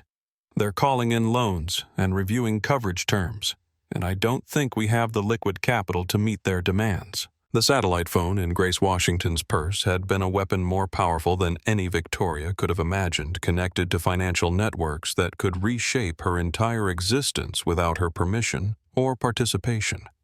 She was discovering that real power wasn't about making demands or throwing tantrums, but about controlling the underlying structures that made other people's lifestyles possible. Richard Victoria whispered into her phone, her voice carrying the desperate hope of someone who was still trying to deny the magnitude of her situation. "Can't you do something? Call someone. Make this go away." The silence on the other end of the line stretched for what felt like hours before Richard finally responded with the kind of professional detachment that lawyers used when they were about to abandon clients whose problems had become unsolvable. "Victoria, I'm resigning as your counsel effective immediately. I've built my career on maintaining relationships with people like Grace Washington, and I'm not going to destroy my professional reputation by defending behavior that was captured on video and has already gone viral on social media platforms." The line went dead, leaving Victoria standing alone in the departure terminal, surrounded by travelers who were going places she could no longer afford to visit, holding a phone that connected her to a world that no longer wanted to hear from her. 37,000 feet above the Atlantic Ocean, the first-class cabin of Flight 847 had settled into the kind of peaceful quiet that made transcontinental travel feel like meditation rather than transportation. Grace Washington had returned to her paperback book, though she found herself reading the same paragraph repeatedly as her mind wandered through 4 decades of memories triggered by the confrontation with Victoria Blackwood and the annual significance of this particular journey. Captain Rodriguez emerged from the cockpit during a routine break, leaving his first officer in command while he checked on the passengers and crew members who had witnessed what was already being discussed in aviation circles as one of the most dramatic passenger removals in recent memory. He approached Grace's seat with the kind of respectful deference that he had shown toward her for 25 years, understanding that she valued genuine conversation over empty formalities. "Mrs. Washington," Captain Rodriguez said, settling into the empty seat beside her with the comfortable familiarity of someone who had earned the right to casual interaction through years of shared professional respect. "I have to ask how you're feeling after what happened during boarding. That was an incredibly difficult situation, and I'm amazed by how calmly you handled it." Grace looked up from her book with the kind of thoughtful expression that suggested she had been processing the morning's events on multiple levels, understanding that Victoria Blackwood's behavior represented something larger and more troubling than simple individual prejudice. "James, I've been thinking about something my husband Samuel used to say about the difference between power and authority, and how people often confuse the two in ways that cause them to make terrible decisions." The mention of her late husband brought a softness to Grace's expression that Captain Rodriguez had rarely seen in their professional interactions, reminding him that this annual flight represented much more than business travel for the woman who had built Horizon Airways into one of the most respected carriers in the world. Samuel believed that power was something you had over other people, but authority was something you earned from other people. Grace continued her voice, taking on the reflective tone of someone sharing wisdom that had been gained through personal loss and professional challenge. "Mrs. Blackwood spent this morning trying to exercise power she didn't actually have over someone whose authority she completely failed to recognize." Captain Rodriguez nodded in understanding, recognizing that Grace was using the incident as an opportunity to explore broader questions about leadership respect and the responsibilities that came with genuine influence. It seemed like she was operating from a completely different understanding of how the world works, he observed, as if she believed that money automatically translated into moral authority. "The tragic part," Grace replied, looking out the window at the endless expanse of ocean below, "is that Mrs. Blackwood probably had opportunities to be genuinely important, to use her resources to make a positive difference in the world.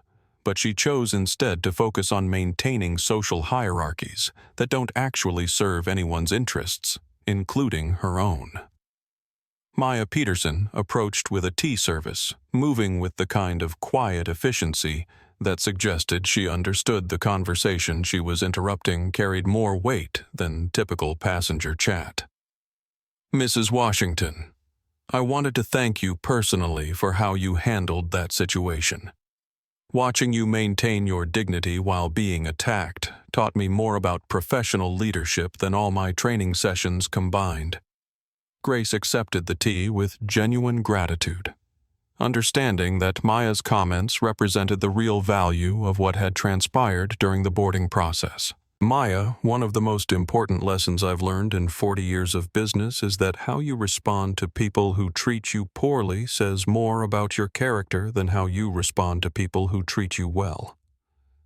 The young flight attendant listened with the kind of focused attention that suggested she was storing these insights for future reference, understanding that she was receiving mentorship from someone whose experience and wisdom were rarely shared in such personal settings. "I have to admit there were moments when I wanted to tell Mrs. Blackwood exactly what I thought of her behavior, but watching you stay calm helped me remember my professional responsibilities. The temptation to respond to cruelty with cruelty is always present," Grace acknowledged. "But it's important to remember that other people's behavior is a reflection of their character, not yours. How you choose to respond is entirely within your control and completely independent of how others choose to act." Captain Rodriguez found himself thinking about his own career and the moments when he had faced similar choices between responding to difficult situations with anger or with measured professionalism. "Mrs. Washington, can I ask about the decision to invoke the financial consequences for Mrs. Blackwood's behavior?" That seemed like a level of response that went beyond simply removing her from the flight. Grace's expression became more serious as she considered the question, understanding that Captain Rodriguez was asking about the broader implications of using corporate power to address individual misconduct. "James, that's an excellent question, and it gets to the heart of why this annual flight is so important to me. When I travel incognito, I see how passengers treat crew members and fellow travelers when they don't think anyone important is watching." She paused to sip her tea, gathering her thoughts about issues that had shaped her approach to corporate leadership for decades. "What I've observed is that people like Mrs. Blackwood aren't usually confronted with meaningful consequences for their behavior, which means they continue to treat service workers and anyone they perceive as socially inferior with cruelty and disrespect. So the financial measures weren't about revenge," Captain Rodriguez said, beginning to understand the strategic thinking behind Grace's response. "They were about creating accountability for behavior that usually goes unchallenged." "Exactly," Grace confirmed. "Mrs. Blackwood revealed something important about her character this morning, and that information has legitimate relevance to business relationships and insurance assessments.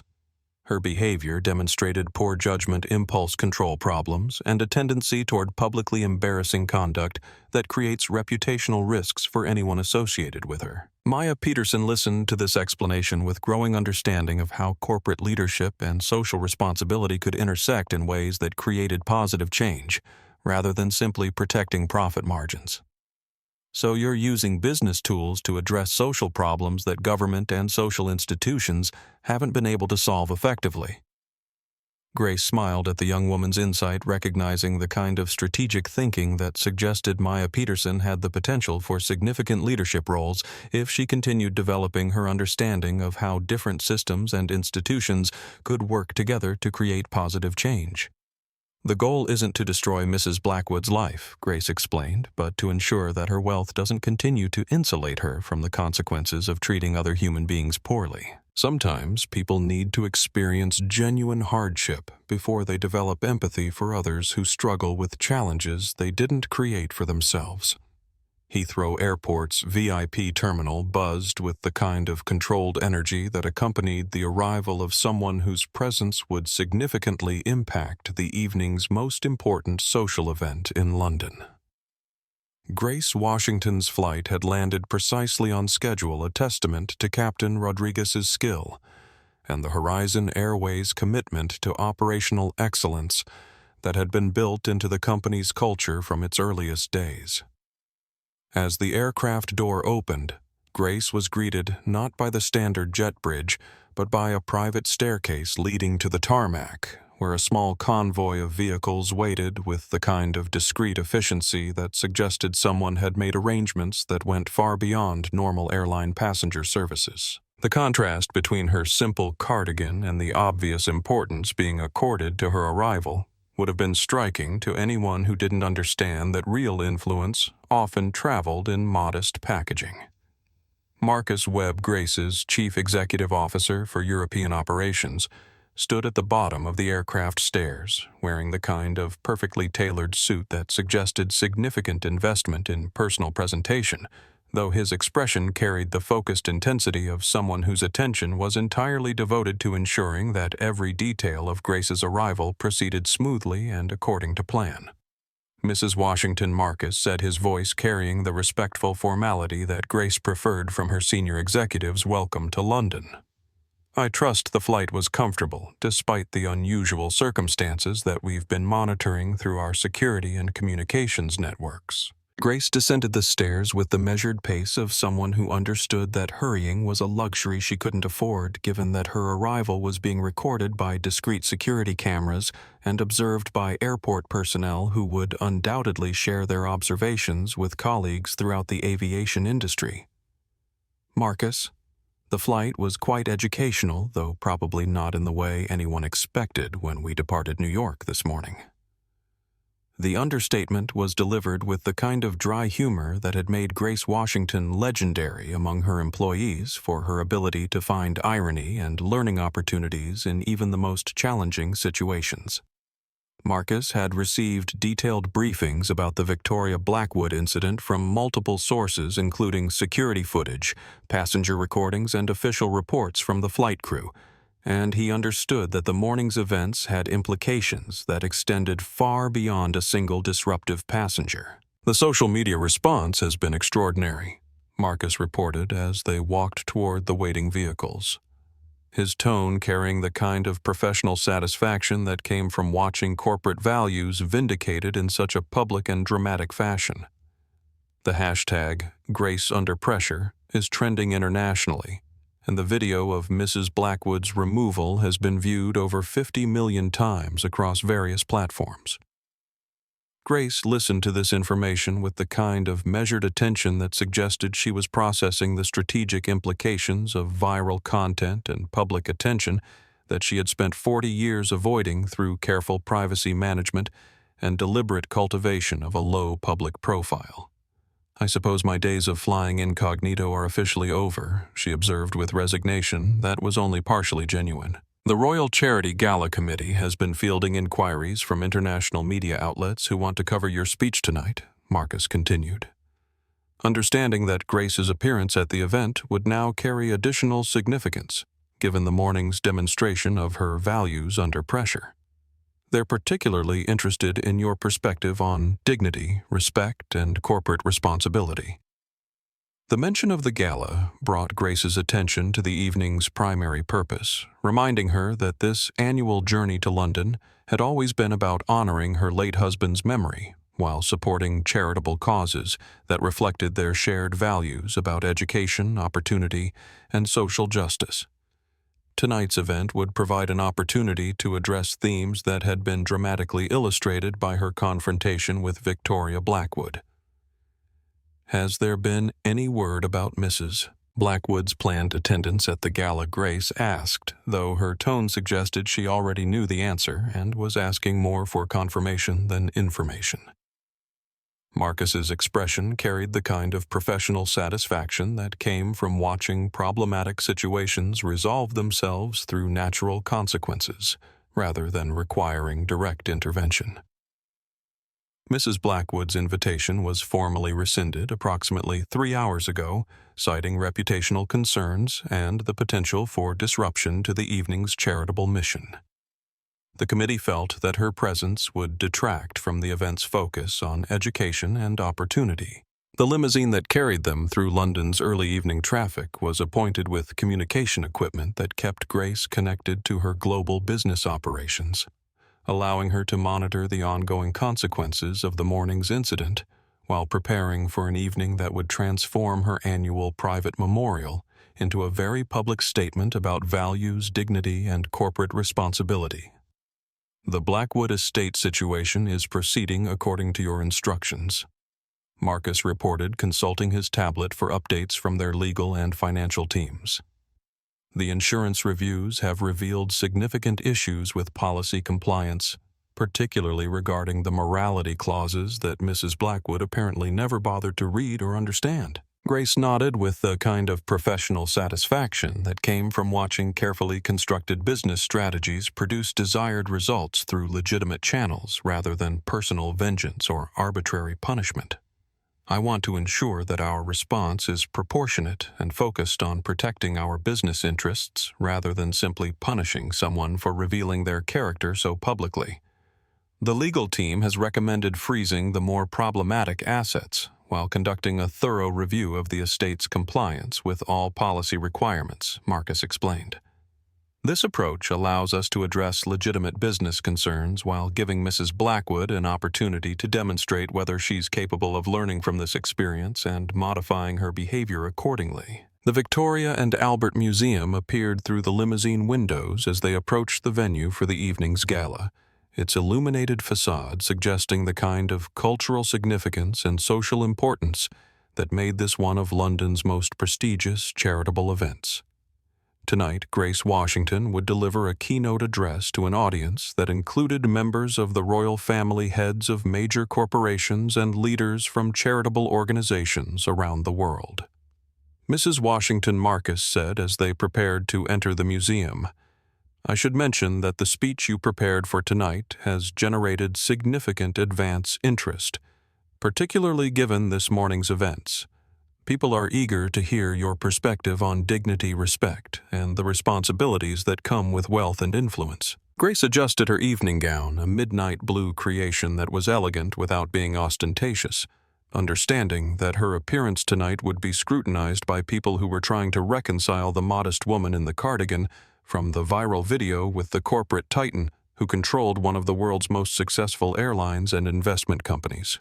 Marcus Grace said as they prepared to enter the gala, "I think tonight's speech needs to address something more important than corporate responsibility or charitable giving.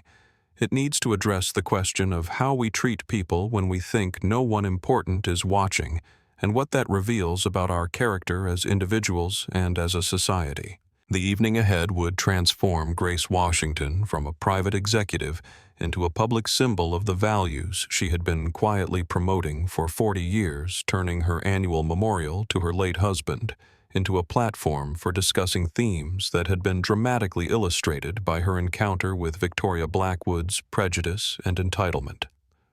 The Victoria and Albert Museum had been transformed into a glittering showcase of British high society, with hundreds of the most influential people in London gathered beneath soaring Gothic arches that had witnessed countless historical moments, but perhaps none quite as significant as what was about to unfold.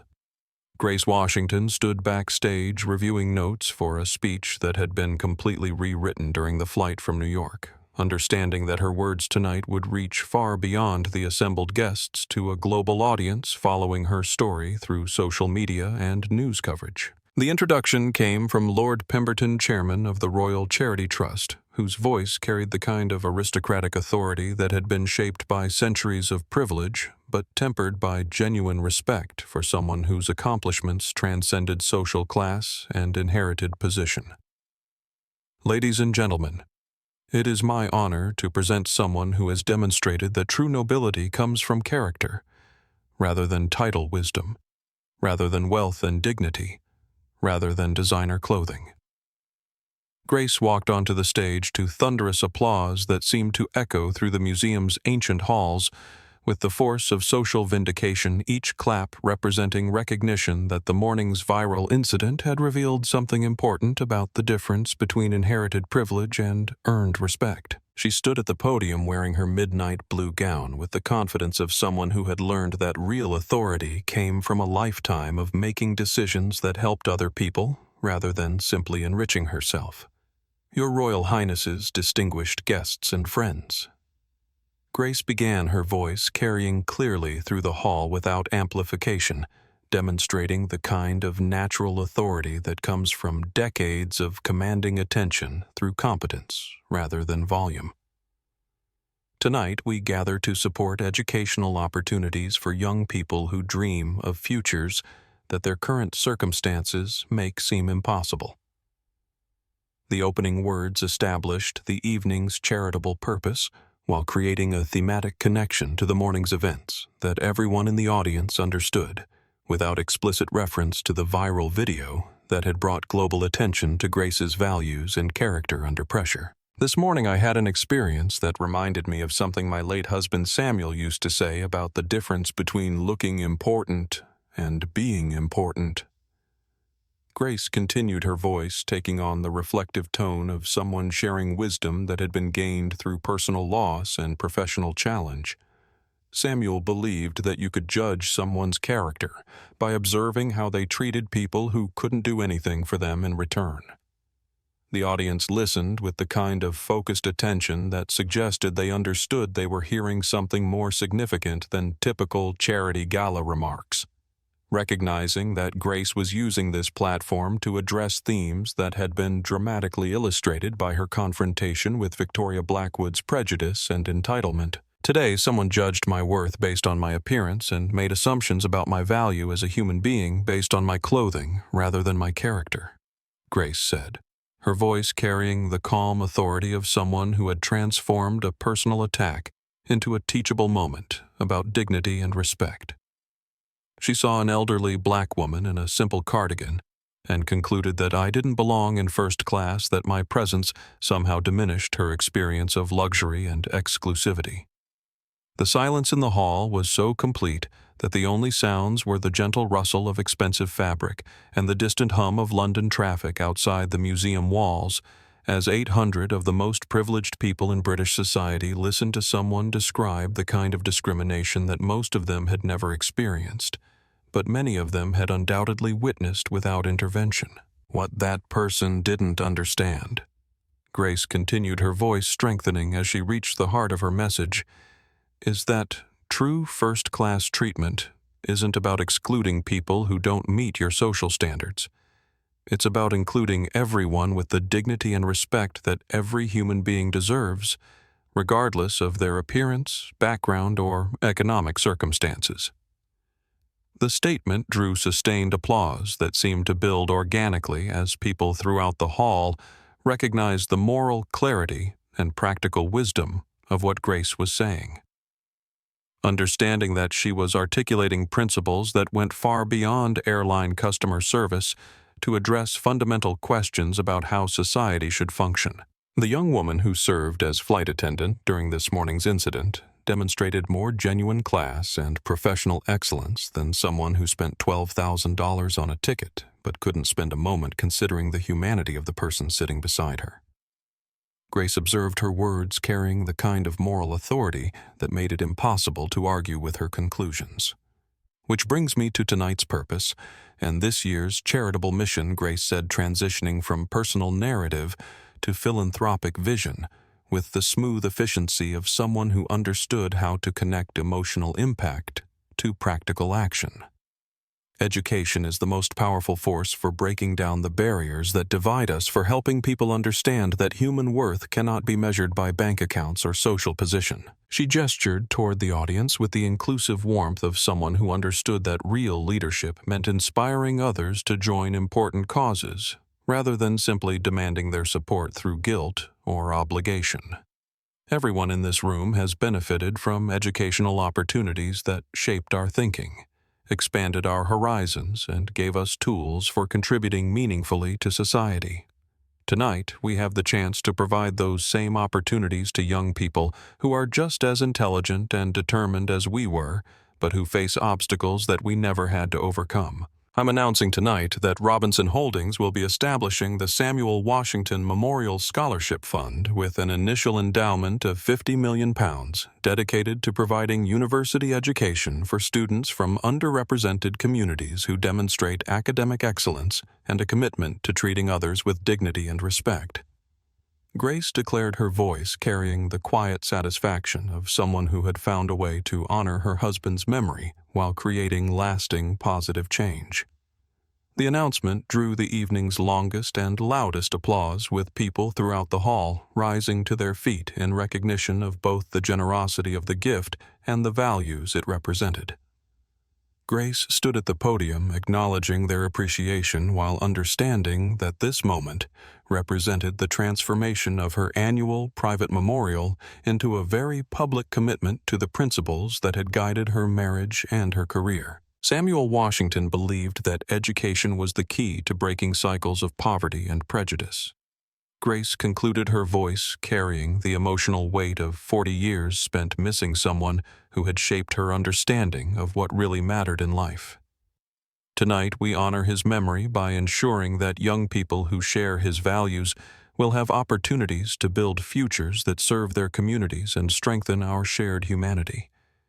The standing ovation that followed seemed to last forever, creating a moment of shared commitment to values that transcended social class, national boundaries, and cultural differences, while establishing Grace Washington as a global symbol of dignity, wisdom, and the kind of leadership that inspired others to become better versions of themselves. The fluorescent lights of the Newark Airport budget car rental facility cast a harsh glare that made everything look slightly green and deeply unforgiving, creating the kind of institutional atmosphere that seemed designed to remind people that they had fallen far from whatever heights they might have once occupied.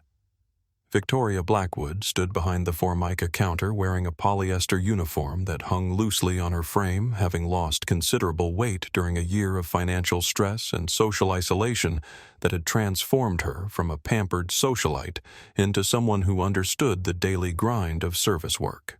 Her name tag read Vicky, a diminutive she had never used during her years of inherited wealth, but which seemed more appropriate for someone whose primary job responsibilities included explaining to frustrated travelers why their reserved convertible wasn't available and why upgrading to a mid-size sedan would cost an additional $49 per day. The manicured nails and designer accessories that had once signaled her elevated social status had been replaced by the practical considerations of someone who needed to count every dollar and couldn't afford to waste money on appearances that no longer served any functional purpose. The transformation hadn't happened overnight, but had unfolded with the slow inevitability of financial gravity reasserting itself after the artificial buoyancy of inherited wealth had been systematically removed by people who understood how to dismantle complex financial structures with surgical precision and devastating effectiveness. The insurance policy cancellations had led to asset freezes, which had triggered loan calls, which had necessitated fire sale liquidations that turned millions in theoretical wealth into thousands in actual cash. Ma'am, I understand you're upset about the vehicle class, but this is what we have available, Victoria said to the red-faced businessman who was currently expressing his displeasure with the kind of entitled fury that she recognized from her own behavior exactly 1 year ago. The irony wasn't lost on her that she was now on the receiving end of exactly the kind of treatment she had once dispensed to service workers who had failed to meet her expectations for special accommodation. The businessman slammed his credit card onto the counter with enough force to make Victoria flinch, triggering memories of her own aggressive behavior toward airline employees and customer service representatives who had been trying to do their jobs while she demanded preferential treatment based on her perceived social importance. "Do you know who I am?" he shouted, apparently believing that his identity would somehow create additional rental cars out of thin air. Victoria's response was shaped by 12 months of experience on the other side of customer service interactions, giving her insights into how meaningless such questions really were when you were dealing with practical limitations that couldn't be resolved through intimidation or social positioning. "Sir, regardless of who you are, we only have the vehicles that are physically present in our lot, and no amount of shouting is going to change what's available today." The year of working in service industries had taught Victoria lessons about human nature and social dynamics that her previous life of inherited privilege had completely insulated her from understanding. She had learned that most people treated service workers with casual disrespect, that customers often blamed employees for problems that were completely beyond their control, and that the majority of interpersonal conflicts in commercial settings arose from unrealistic expectations rather than actual service failures. Through the window behind the customer service counter, Victoria could see the departure gates where well-dressed travelers were boarding flights to destinations that she could no longer afford to visit, heading to business meetings and social events that were part of a world she had been expelled from through her own choices and behavior.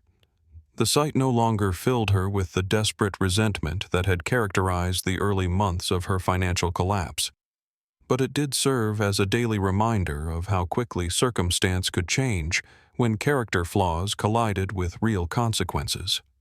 A group of airline crew members walked past the rental counter, their uniforms crisp and professional, their conversation animated with the kind of camaraderie that came from working together as part of something larger than individual concerns. Victoria recognized the Horizon Airways insignia on their luggage and felt a familiar tightness in her chest as she remembered the morning that had changed the entire trajectory of her life through a series of choices that seemed incomprehensible in retrospect.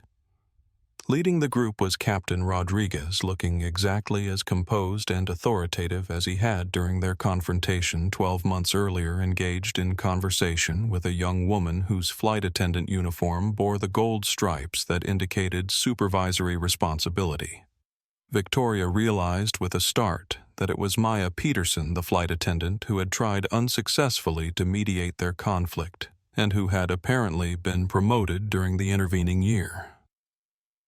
Maya happened to glance toward the rental car counter as they passed, and Victoria saw the moment of recognition flash across her face as she processed the transformation from entitled first-class passenger to uniformed service worker. The expression that followed wasn't triumph or satisfaction, but rather a kind of sad understanding of how precipitously people could fall when their lives were built on unstable foundations. Captain Rodriguez followed Maya's gaze and also recognized Victoria, his expression cycling through surprise, concern, and finally something that looked like professional compassion for someone who had learned difficult lessons through harsh experience rather than wise mentorship. There was no anger in his face, no vindictive pleasure in seeing someone who had once threatened his job and insulted his employer reduced to working in a budget rental facility. Victoria found herself unable to maintain eye contact with people who had witnessed her at her worst and who were now seeing her in circumstances that reflected the natural consequences of behavior that had revealed fundamental flaws in her character and judgment. She turned back to her computer terminal, focusing on processing rental agreements and inventory management, rather than confronting the emotions that came from seeing people who represented the life she had lost through her own choices.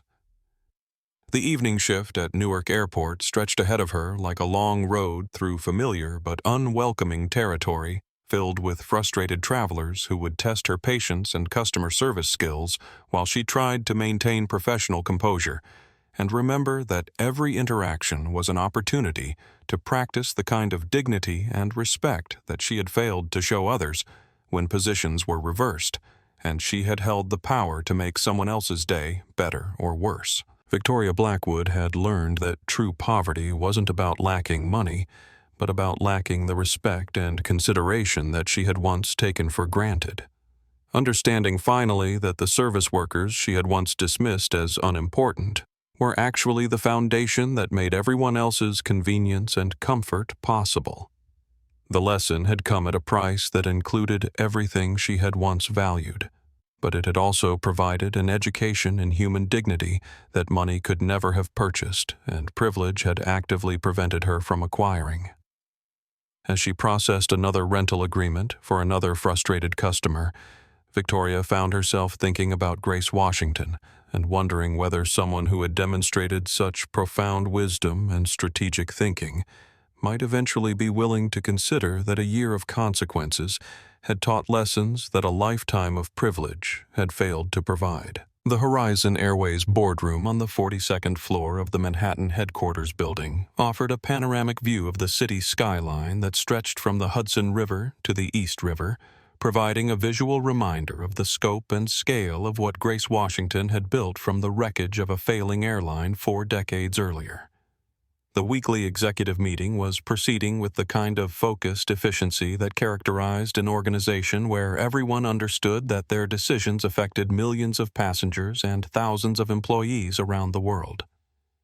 The Dignity in Flight initiative has exceeded all of our projected outcomes, reported Sarah Kim, who had been promoted from first officer to vice president of customer experience following her outstanding performance in implementing new training protocols that emphasized respect and inclusion throughout the passenger experience. Customer satisfaction scores have increased by 23% across all service categories, and employee satisfaction surveys indicate that crew members feel more confident and empowered to address difficult situations while maintaining company values.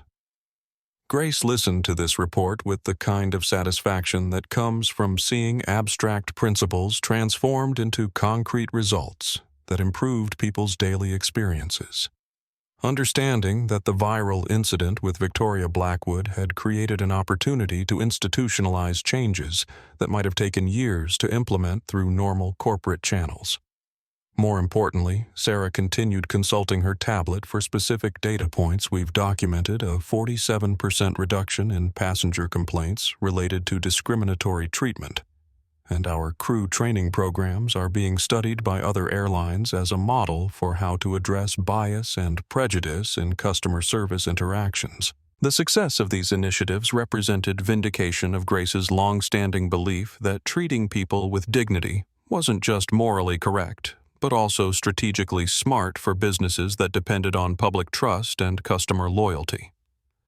The year following the Victoria Blackwood incident had demonstrated that corporate values could be more than marketing slogans if they were supported by systematic training, clear policies, and leadership that was willing to enforce standards, even when it meant losing customers who refused to treat other people with basic respect.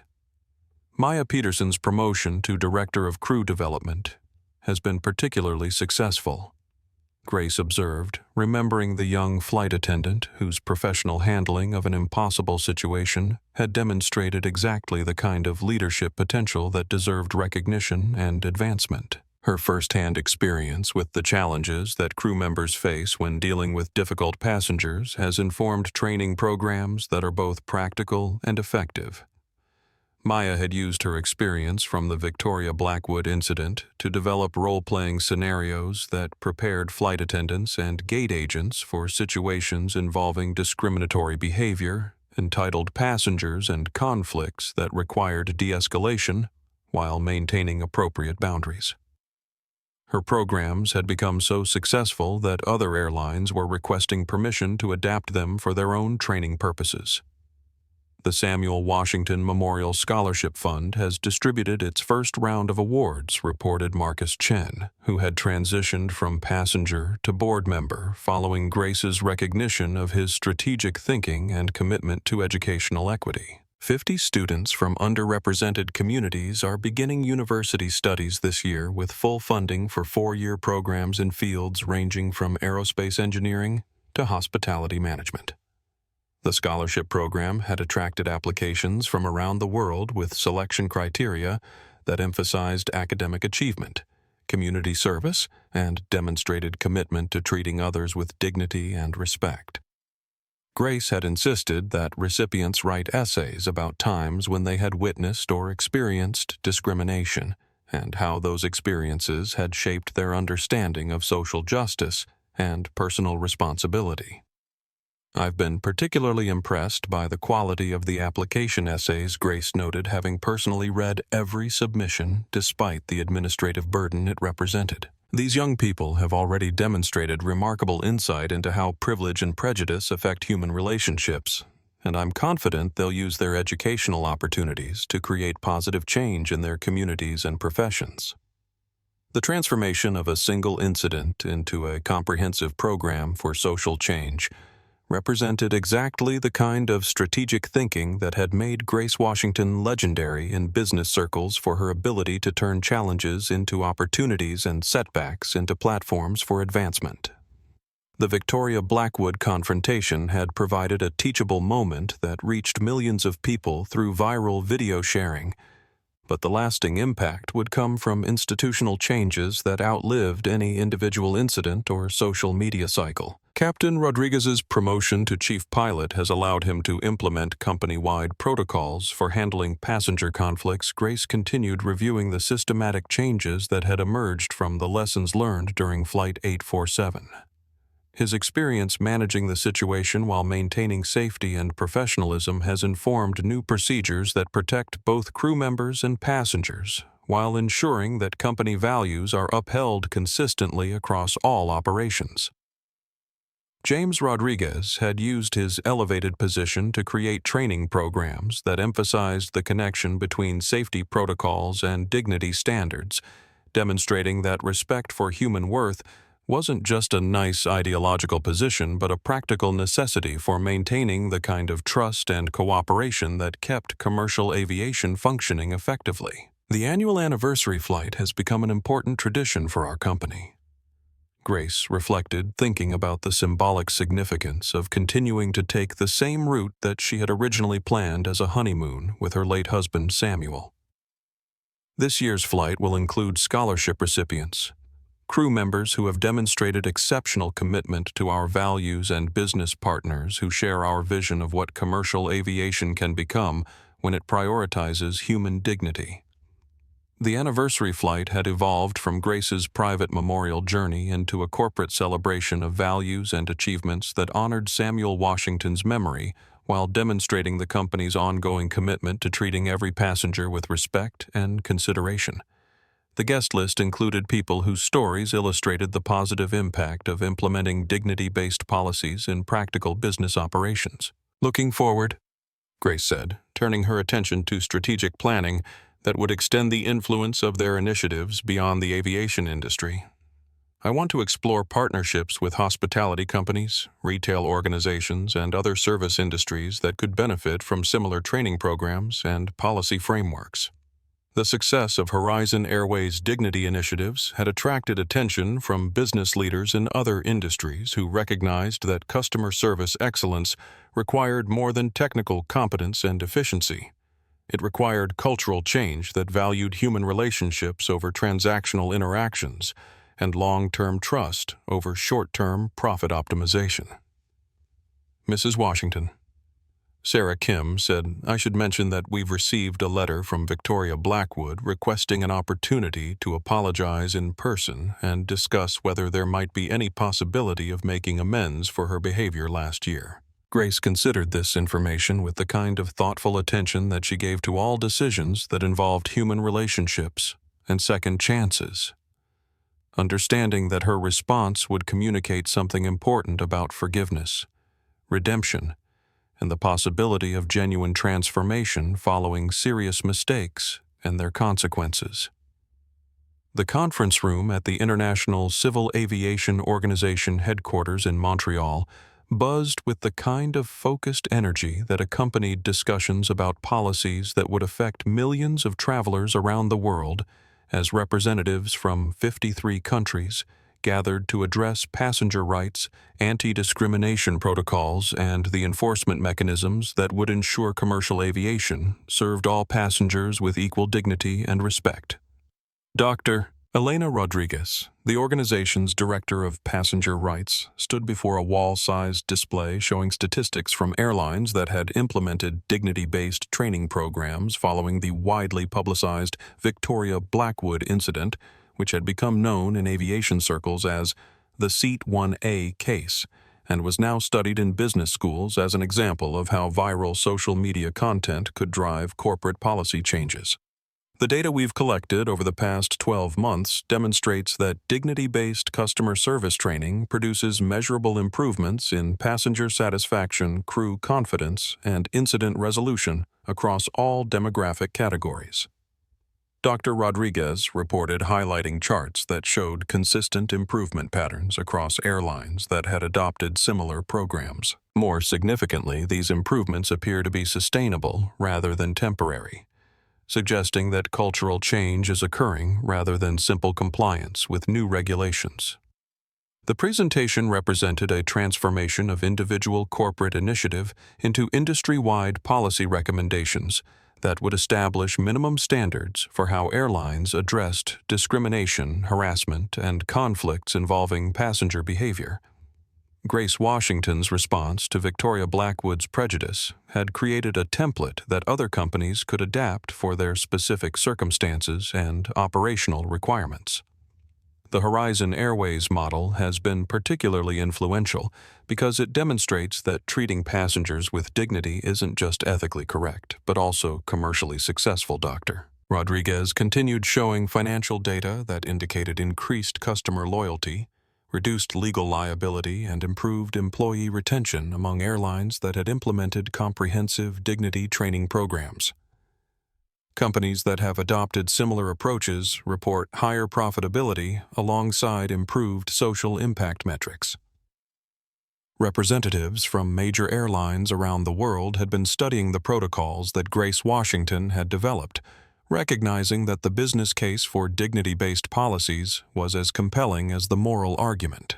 The viral video of Victoria Blackwood's removal had created public expectations for how airlines should handle discriminatory behavior, making it commercially necessary for companies to demonstrate clear policies and consistent enforcement. Professor Michael Thompson from Harvard Business School had been conducting longitudinal research on the social and economic impacts of the incident, tracking how a single confrontation had influenced corporate policies, employee training programs, and consumer expectations across multiple industries beyond aviation.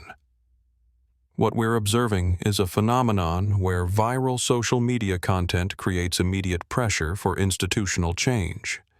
But the lasting impact depends on whether organizations use the attention to implement systematic reforms rather than simply managing short-term public relations challenges.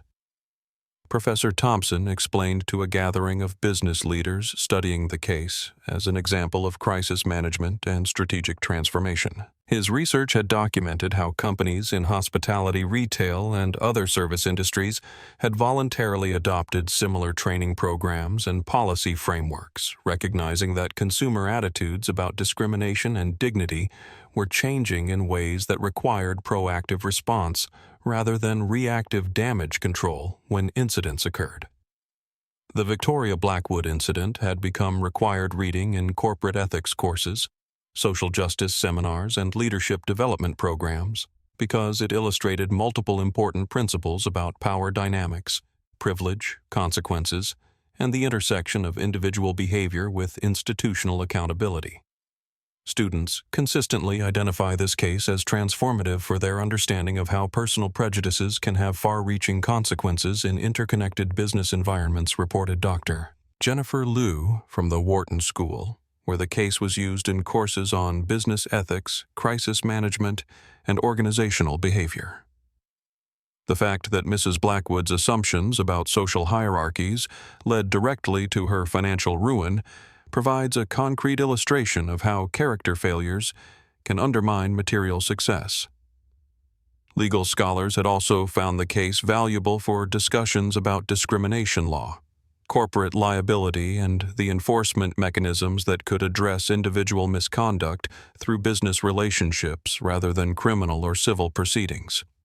Grace Washington's use of insurance policies and financial agreements to create accountability had provided a new model for addressing behavior that harmed individuals but might not rise to the level of criminal prosecution. The Samuel Washington Memorial Scholarship Fund had expanded beyond its original scope to include partnerships with universities around the world, creating educational opportunities for students who demonstrated both academic excellence and commitment to promoting dignity and respect in their future careers and communities.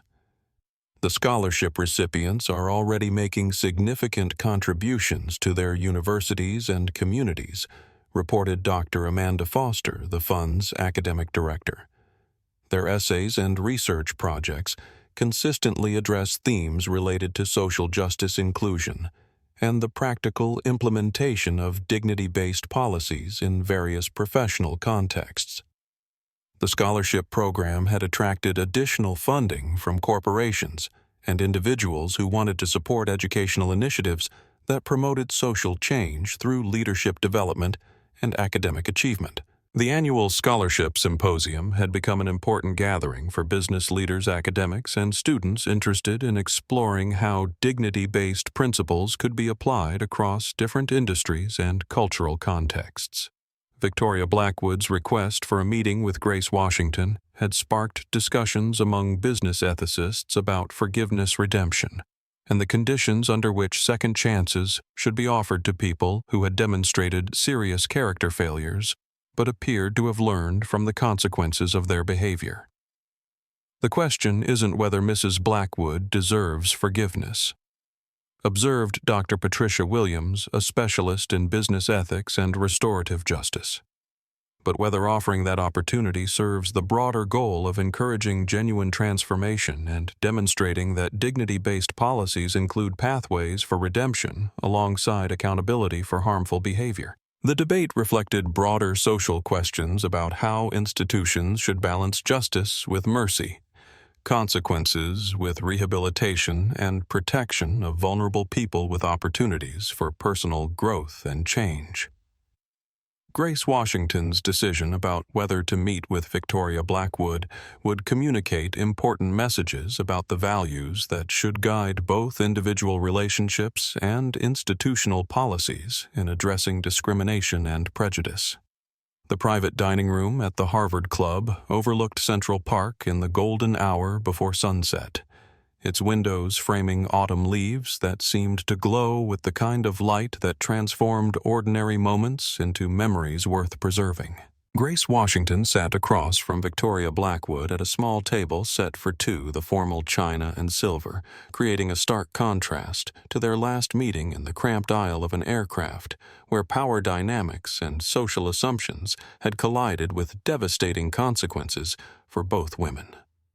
Victoria had aged considerably during the 18 months since their confrontation, her face bearing the kind of lines that come from genuine hardship rather than cosmetic procedures, her simple black dress and minimal jewelry suggesting someone who had learned to find dignity in simplicity rather than demanding it through expensive displays. Her hands trembled slightly as she reached for her water glass, betraying the nervous energy of someone who understood that this conversation would determine whether redemption was possible or whether some mistakes created permanent consequences. Mrs. Washington. Victoria began, her voice carrying none of the entitled authority that had characterized her behavior on Flight 847, replaced instead by the careful humility of someone who had learned to measure words and consider their impact before speaking. I want to thank you for agreeing to meet with me, even though I have no right to expect your time or attention after what I did to you.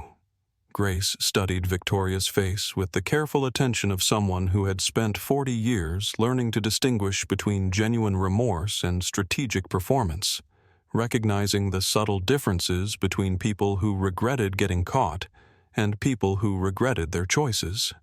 Victoria, I agreed to this meeting because I believe in the possibility of transformation, but also because I want to understand whether your experience has taught you something meaningful about dignity, respect, and how we treat each other as human beings. The question hung between them like a bridge that Victoria would either cross toward genuine understanding or fail to recognize as the opportunity for redemption that it represented.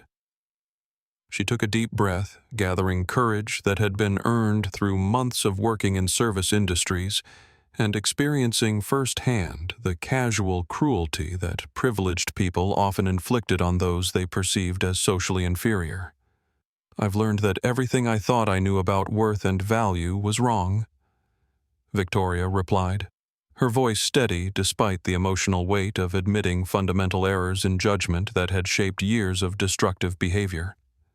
I spent my entire marriage and widowhood believing that money made me important, that my husband's achievements made me accomplished, and that my social position gave me the right to judge other people's humanity based on their appearance or circumstances. Grace nodded slowly, recognizing the kind of insight that could only come from experiencing both sides of power dynamics and understanding how arbitrary and fragile social hierarchies really were when subjected to the test of character and consequences.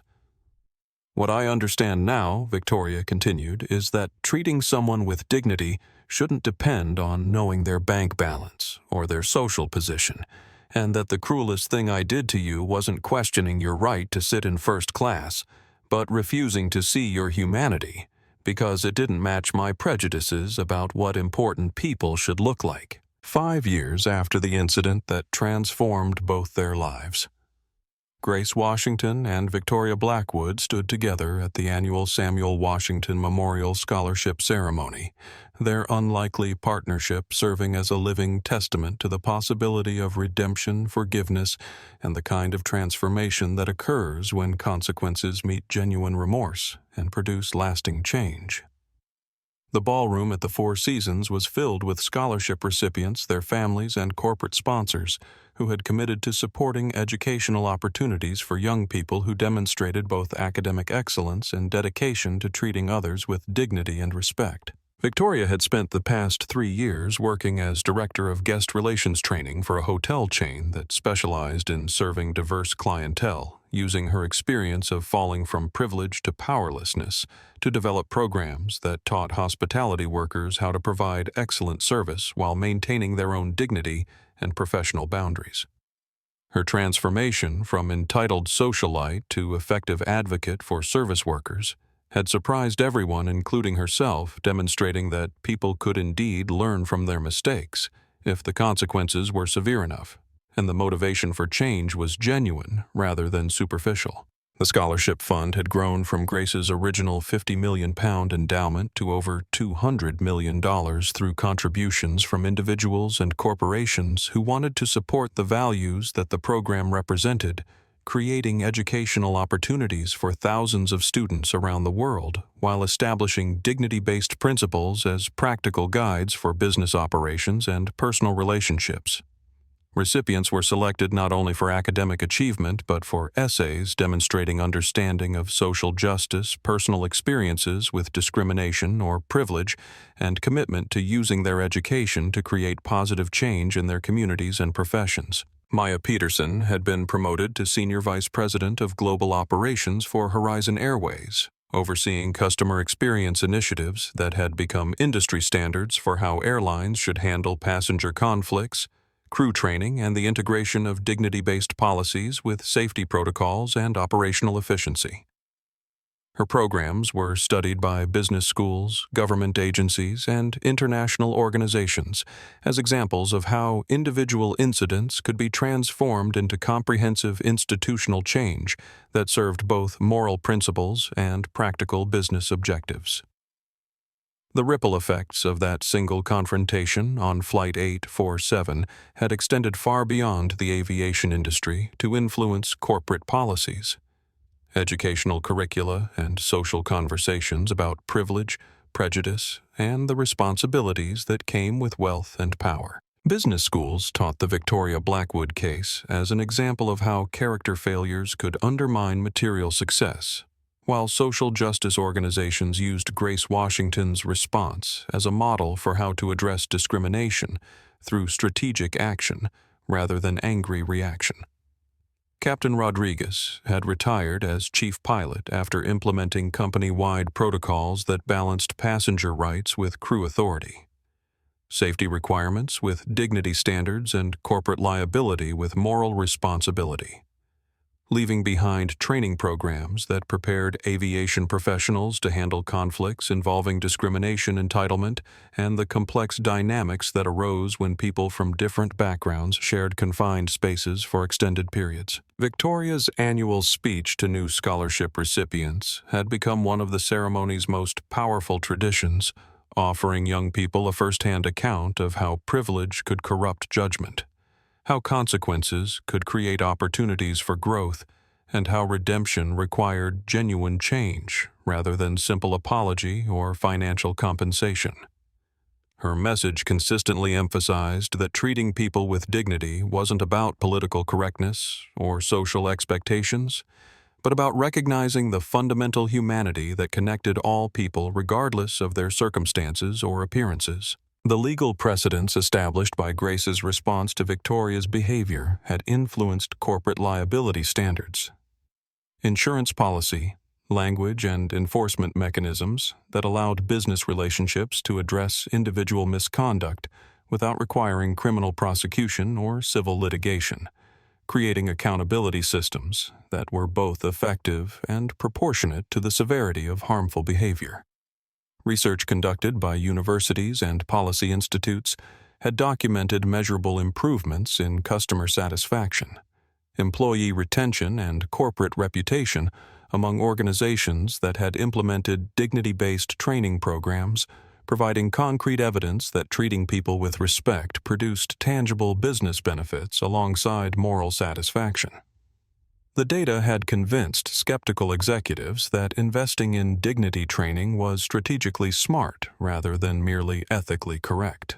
International aviation organizations had incorporated dignity standards into recommended policies for member airlines, creating global frameworks that established minimum expectations for how passengers should be treated regardless of their ticket price destination or apparent social status. Transforming individual corporate initiative into industry-wide cultural change that affected millions of travelers annually.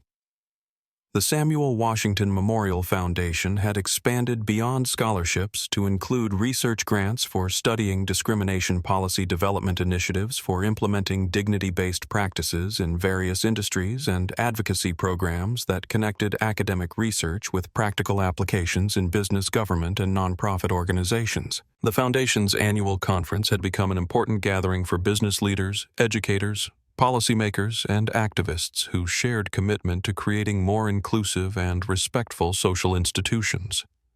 As Grace Washington looked around the ballroom filled with young people whose educational opportunities had been made possible by transforming a moment of ugliness into lasting positive change, she felt the presence of her late husband Samuel and understood that their delayed honeymoon journey had finally been completed through work that honored his memory while creating the kind of world they had dreamed of building together. The empty seat that had once represented Victoria Blackwood's absence from the London Gala now symbolized the space that had been created for genuine transformation, redemption, and the ongoing possibility that people could learn to see each other's humanity clearly enough to build relationships based on dignity rather than hierarchy, character rather than wealth, and shared values rather than artificial divisions that served no one's legitimate interests.